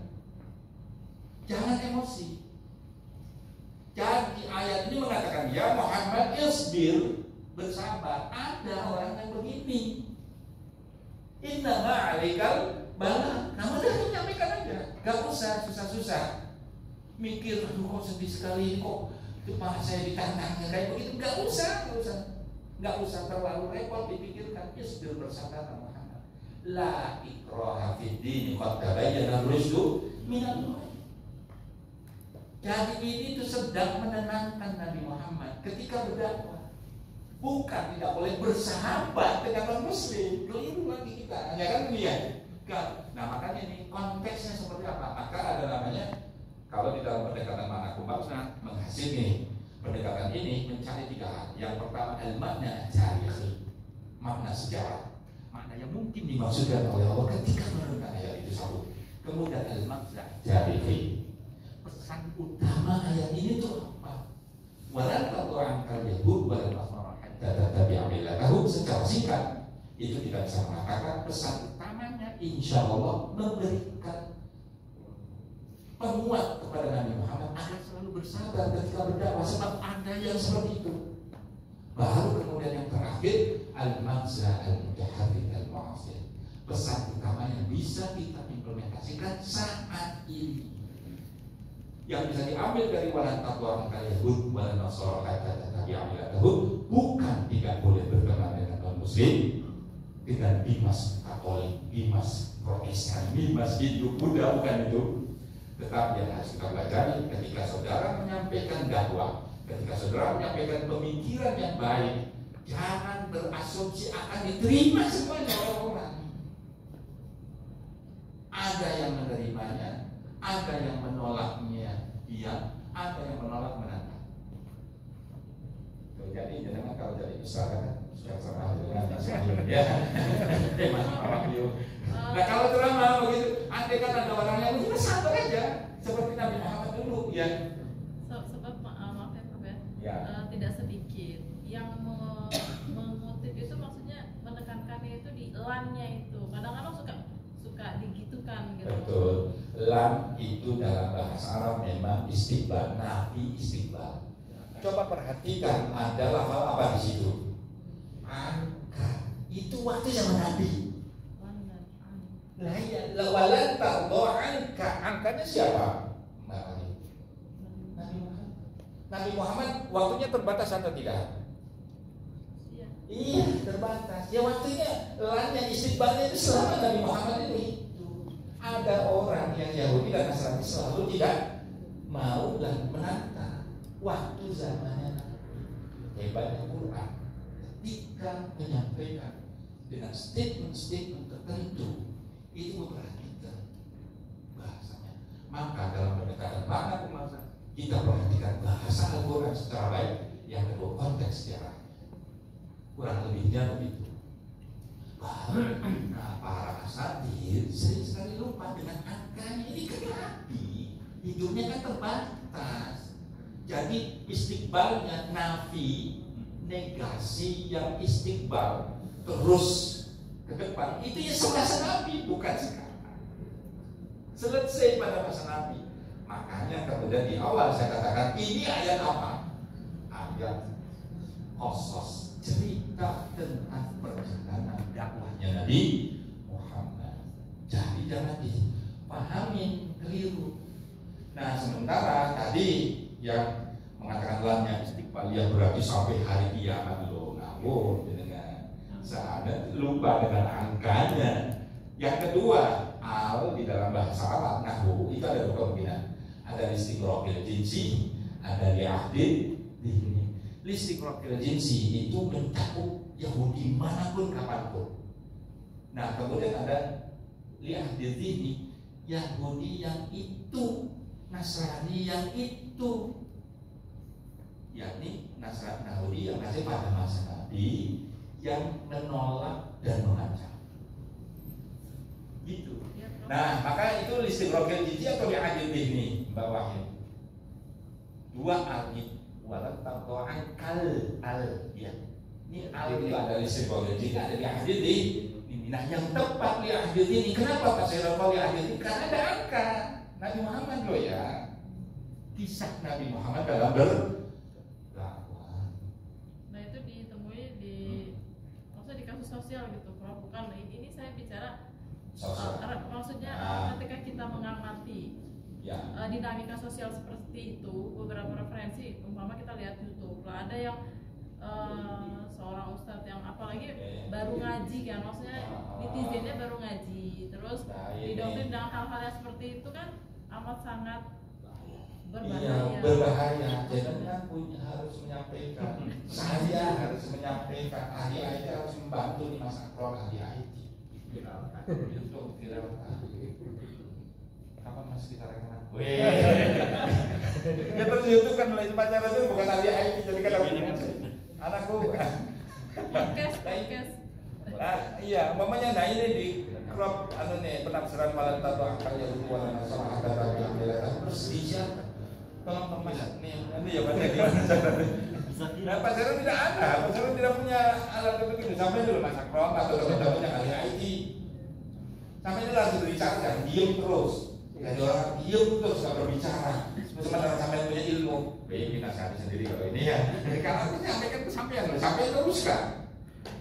Tadi yang jadi viral sampean monggo nggak apa-apa ya. Memang sulit diaplikasikan tuh sulit, Prof. Sulit sekali maksudnya yang seperti itu, apalagi yang baru belajar gitu. Nah, ini maka tugas kita.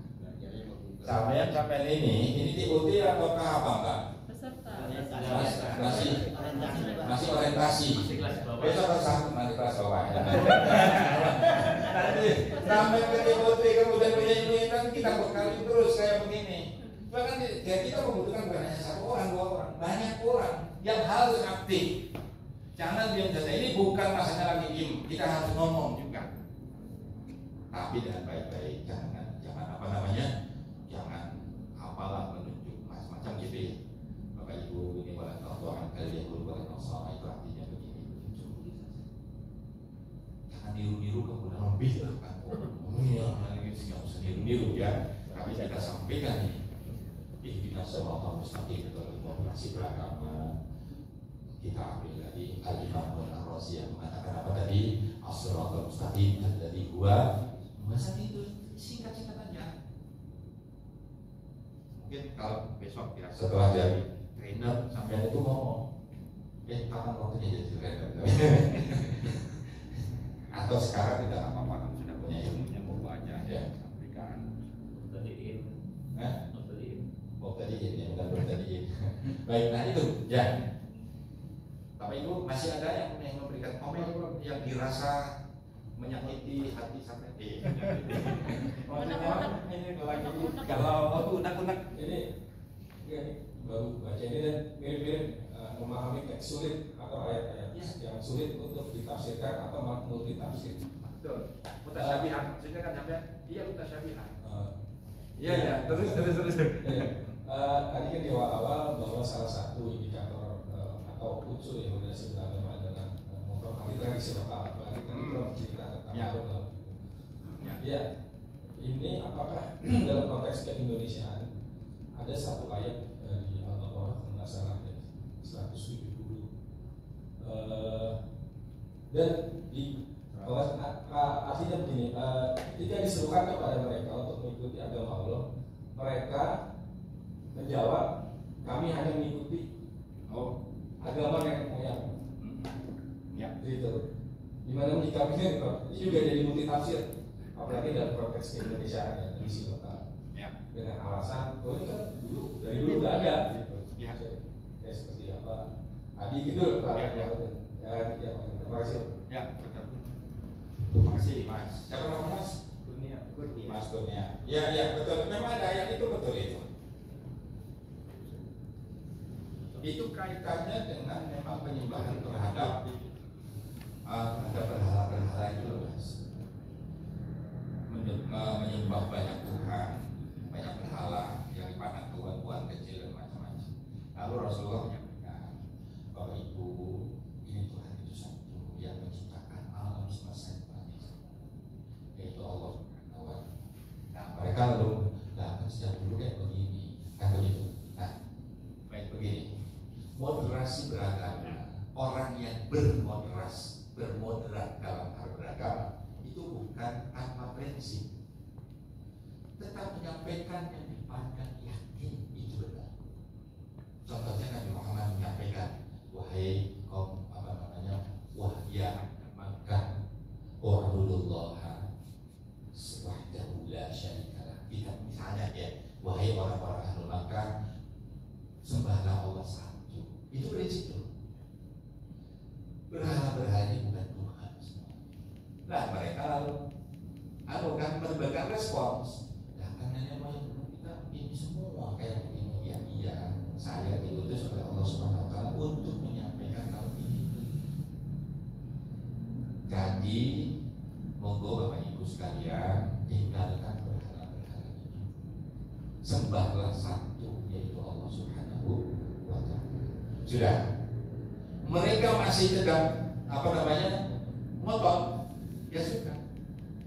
Lain waktu disampaikan lagi, Nabi Muhammad mundur dulu, lalu kemudian menyampaikan lagi pada kesempatan yang lain. Mereka masih menolak, mundur lagi, menyampaikan lagi. Tuh, gitu ya. Tapi Nabi Muhammad tidak pernah mencaci maki Lata, Uzza, dan itu wala tasubbul ladina. Betul ya? Janganlah kamu menghina Tuhan yang mereka sembah. Sebab kalau kita kemudian menghina, waktu itu Nabi Muhammad menghina Lata, Uzza, Manat dan seterusnya, maka mereka berbalik menghina. Maka modern Nabi Muhammad menyampaikan kebenaran, tapi tidak menghina. Ini yang harus kita ikuti. Kita sampaikan aja yang benar itu apa? Benar begini, tapi jangan mencaci maki. Ketika mencaci maki Tuhan, mereka akan membalas. Justru kita berarti mencaci maki Allah Subhanahu Wa Taala. Jangan mencaci maki agama yang lain. Mesti mereka akan mencaci maki Islam. Betul kan? Sama hanya saya memberikan umpan untuk mencaci maki Islam. Jadi sebenarnya orang berdakwah itu orang yang moderat berdakwah sambil menyampaikan kebenaran tanpa harus mencaci maki, tanpa harus. Kalau mengkritik secara halus nggak apa-apa, setiap orang di akademisi juga kan. Bapak itu ini mohon maaf ini ada satu video begini, tapi saya tidak sependapat sebab begini. Nah itu caranya begitu. Saya tidak sependapat karena begini.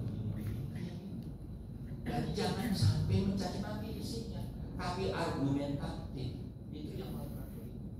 Ketika kita menyampaikan, merespon balik sesuatu lalu kemudian mencaci maki, nah kita sudah tidak moderat lagi. Ya sama dengan yang lain, tidak moderat. Ya. Jadi memang ini menjadi orang moderat itu tidak mudah. Ya. Mesti akan ada tantangan-tantangannya begitu. Ketika kita menyampaikan. Tapi bukan berarti orang moderat selalu tidak punya prinsip, bukan. Bukan loh ya. Jangan salah paham. Ketika kita punya prinsip, oh ya tauhid, maka kemudian kita sampaikan tauhid. Ketika ada tantangan, oke kita bersabar dulu, kita berikan penjelasan. Ketika itu tidak mau lagi, kita penjelasan yang lebih. Contohnya Nabi Muhammad, orang itu menolak Quran awalnya waktu di Makkah ya. Nabi Muhammad berargumentasi bagaimana kelebihan Quran. Contohnya apa di surat Al-Waqiah? La uqsimu bi mawaqi'in nujum wa innahu laqasamun law ta'lamuna innahu laqur'anun karim fi kitabin maknun la yamassuhu illa al-mutahharun. Itu bukan masalah punya buku atau tidak punya buku Quran ya, bukan. Itu Nabi Muhammad lagi meyakinkan orang kafir yang menolak Quran. Tidak, Quran itu innahu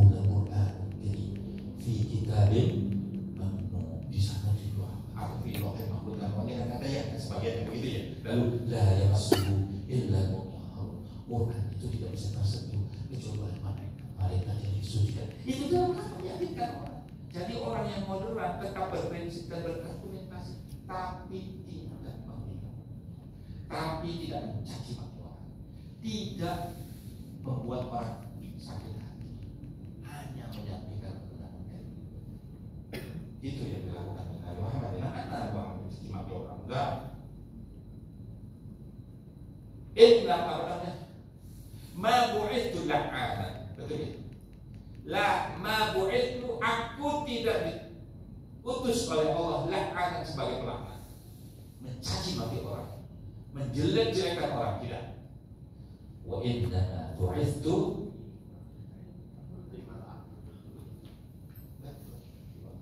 menyempurnakan akhlak, rahmatan lil alamin. Dan Nabi Muhammad mengajarkan ar-rahimuna yarhamuhumur rahmat. Orang yang memiliki kasih sayang akan dikasih sayangi oleh Allah Subhanahu wa taala. Tidak pernah menghina Nabi itu. Nyampaikan kebenarannya. Kalau diterima, ya alhamdulillah. Kalau tidak, mundur selangkah. Nanti akan saya sampaikan lagi dengan argumentasi yang lain lagi. Terus kayak begitu. Itu tiru Nabi Muhammad itu sudah moderat. Mana Nabi Muhammad melaknat orang? Mana Nabi Muhammad mencaci maki pemuda? Sampai sempat dipelintir kaitan dengan Lata Uzza, dengan ayat-ayat setan itu loh. Disangkanya Nabi memuji-muji Lata. Hati-hatinya Nabi supaya tidak mencaci maki berhalanya mereka. Tuh gitu. Nah, maka kita bersikap orang-orang moderat kayak itu, ustaz yang yang moderat itu harus hati-hati bicara, ya kan? Nyampaikan kebenaran, nyampaikan prinsip dengan argumentasi yang kuat dan macam-macam. Jangan mencaci orang, jangan mencaci orang. Kalau tidak setuju, tidak apa-apa, lakukan dengan upaya sebaik mungkin. Ud'u ila sabili rabbika bil hikmati wal mau'izatil hasanati wajadilhum billati hiya ahsan. Wajadil, kalau berdebat wajadil, hati-hati Muhammad kalau berdebat billati hiya ahsan, jangan mencaci maki. Itu kan nasihat kepada Nabi Muhammad, berdakwahlah wahai Muhammad bil hikmah. Hikmah ini macam-macam, ada yang mengatakan argumentasi yang filosofis seperti Ar-Razim, Al-Barahin, Al-Qati'ah namanya. Ada yang mengatakan bil hikmah itu dengan Al-Quran itu sendiri, seperti dengan Quran. Oke, terserah itunya. Yang jelas dengan baik, ya kan, dengan bijak dan mau'izatil hasanah. Nasihat yang baik. Dan terpaksa kalau bermujadah ditantang oleh orang untuk berargumentasi, maka billati hiya ahsan. Wajadilhum billati hiya ahsan. Itu sangat bermoral. Nah, gitu ya. Itu kita tiru Nabi Muhammad SAW yang moderat dan semacam itu. Jangan meniru orang-orang yang mengaku Muslim, tapi tidak meniru dari Rasulullah berdakwah. Makanya perlu sirah nabawiyah itu ya dibaca. Itu masih banyak yang harus kita gali. Ya, baik. Bapak Ibu sekalian, kembali lagi ke Mas, karena ada yang tersisa naik. Salah satu ya komitmen kriteria atau indikator bahwa kita moderat di bangsa ini, di negara kesatuan Indonesia, ada komitmen kebangsaan. Dasarnya itu ini loh. Dasarnya itu adalah Medinan Charter, Piagam Madinah. Ketika Rasulullah itu masuk ke Madinah, melihat komunitasnya plural. Orang Yahudi mayoritas waktu itu, Yahudi mayoritas, Kristiani banyak banget, ada Majusi, sukunya beragam. Rasul berpikir bagaimana kota ini yang sangat plural manusianya ini bisa damai. Dibuatlah perjanjian Nizamul Madinah yang seluruh komponen yang ada di Madinah semuanya dihormati, sama Pak. Mau Muslim, mau Yahudi, mau Kristiani, mau apa, sama semuanya di dalam Nizamul Madinah. Katakan Rasul, marilah kita bangun Madinah ini, hidup bersama, saling mendukung satu dengan yang lain. Salah satunya nih ayatnya, saya kutip salah satu ayatnya banyak ya. ada 46 ya, 46 pasal atau ayat di dalam itu ya. Tapi kalau ada yang merinci ada yang 60 juga, maksudnya dipotong-potong di apa? Di satu-satu gitu. Nah, oke lah, terserah jumlahnya berapa. Yang jelas salah satu ayatnya ini, kebebasan beragama bagi muslim dan non muslim. Nih, the Jews of Banu Auf, Yahudi Banu Auf waktu itu non Muslim minorities karena yang lain masuk Islam. Masih tersisa sebagian ya Banu Auf, apa namanya, dari Banu Auf ada yang Banu Auf ini banyak yang masuk Islam, tapi yang masih Yahudi ada. Yahudi ada yang diam, ada Yahudi yang apa namanya, yang tadi itu memberontak itu tadi, yang menantang tadi itu ya. Baik. Tapi di ayatnya, di pasalnya atau ayat terserah karena tidak disebutkan istilahnya ya. The Jews of Banu Auf, ini bahasa Arab sebenarnya kalau sampean itu lihat apa sih roh nabawiyahnya Ibnu Ishaq itu bahasa Arab. Ini saja saya apa namanya pakai bahasa Inggris, terjemahan Inggrisnya supaya ngerti. Kalau saya itu bisa bahasa Inggris juga bukan hanya Arab. Intermezzo. Saya bisa terjemah juga karena dua sih terjemah. Jadi siapa yang pernah belajar bahasa Jerman? Ich komme aus Indonesia. Ya. Ich heiße Sahira Syamsuddin. Ich Indonesia. Ich habe in Babel promoviert. Ya. Bahasa Belanda belum bisa lah.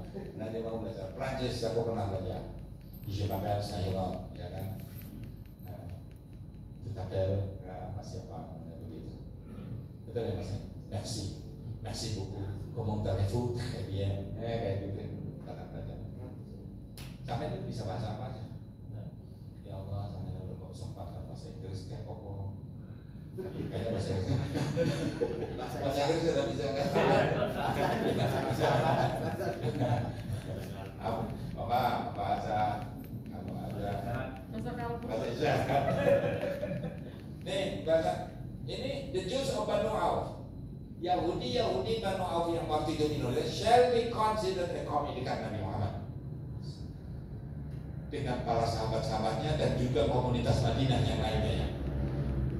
Yahudi Banu Auf harus dipandang sebagai komunitas with the believers, bersama orang-orang yang beriman. Maksudnya yang Muslim sudah ya dengan Nabi Muhammad. They shall be guaranteed the right of religious freedom.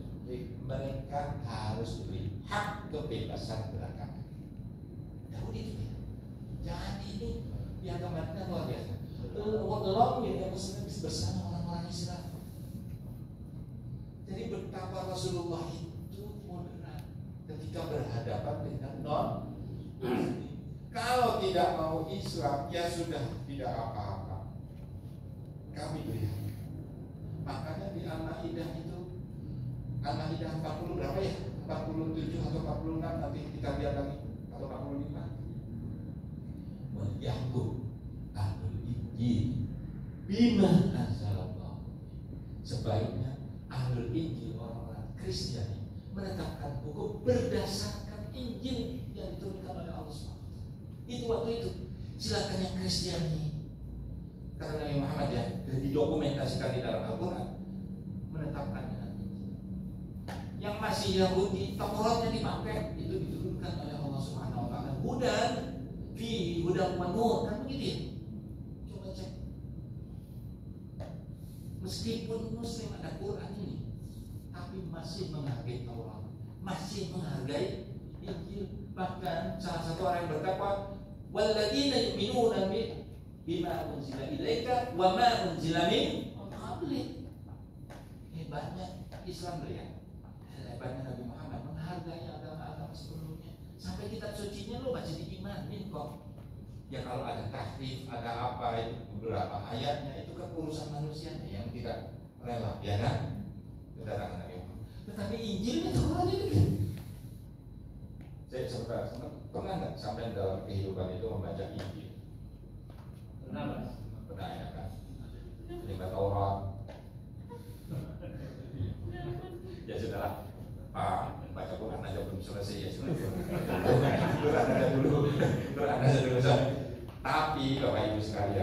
dengan saya itu mencoba juga membaca Bible, membaca Taurat juga, khususnya yang ada kaitannya dengan Quran, supaya kita lebih memahami Al-Quran. Contoh. Coba, ada cerita Qabil dengan Habil tidak di dalam Al-Quran? Ada, berkurban itu ya, betul ya. Qabil dengan Habil, putranya siapa? Nabi Adam. Ya, baik.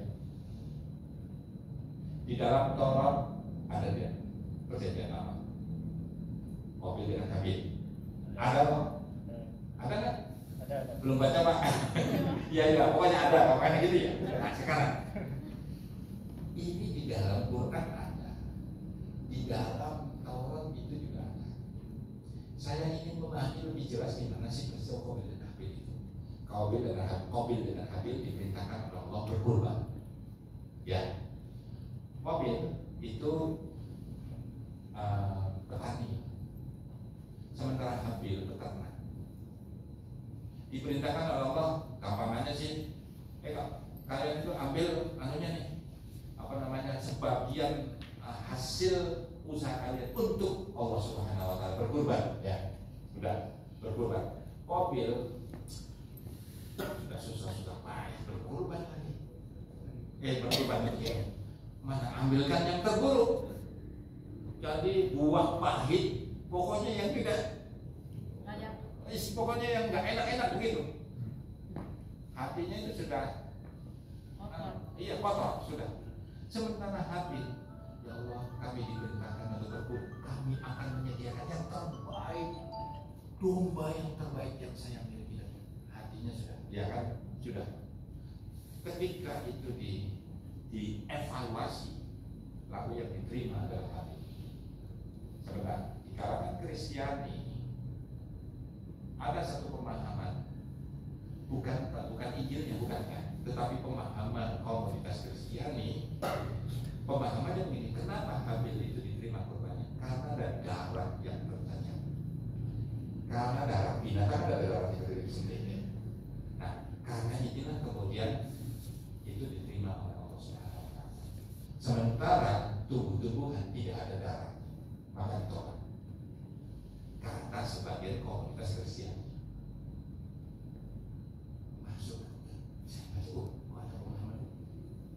sakramen itu pemahaman sakramen, ya. Dan itu salah satunya karena saya mendengar langsung dari kalangan Kristiani sendiri, sebagian, tidak seluruhnya. Nah, sekarang sudah aku bilang Quran bagaimana yang berbicara. Ternyata ada ayat Quran setelah kita cek semuanya tentang Quran. La yanalallaha luhumuha wala dima'uha walakin yanaluhu taqwa minkum. Ya. La yanalallaha luhumuha, tidak sampai kepada Allah daging-daging binatang-binatang itu yang dikurbankan. Wala dima'uha, dan juga darahnya tidak sampai kepada Allah. Yang sampai walakin yanaluhu ini. Nah, sekarang saya baru mengerti kenapa ayat ini diturunkan kembali. Kurang lebihnya memberikan masukan kepada umat lain yang punya kepercayaan bahwa kurban bisa diterima itu karena ada darah. Itu tidak ada di dalam Injilnya, tidak ada di dalam Tauratnya, ada di pemahaman komunitas lain Kristiani di sebelum datangnya Nabi Muhammad. Lalu Nabi Muhammad mengajari bukan masalah darahnya, bukan masalah dagingnya, tetapi ini hati kita. Mengapa Habil diterima? Karena takwa, ikhlas, menerima dengan baik perintah itu, berikan yang terbaik untuk Allah Subhanahu Wa Taala. Walakin yang aku takwa. Saya baru memahami ayat ini secara lebih baik setelah membaca teks-teks dari kalangan yang lain, tanpa harus kita menyalahkan dalam arti mencaci maki, tidak ya. Ini loh, kami punya konsep begitu. Jadi yang diterima oleh Allah itu hati,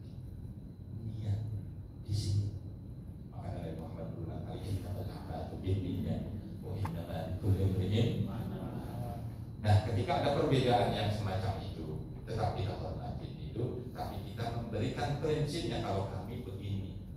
Kalau dengan menerima, nggak apa-apa. Kalau tidak juga tidak apa-apa. Tugas kami innama alaikal balagh. Jadi sekali lagi, sampai yang moderat-moderat tidak harus diam dan mengalah terus. Boleh menyampaikan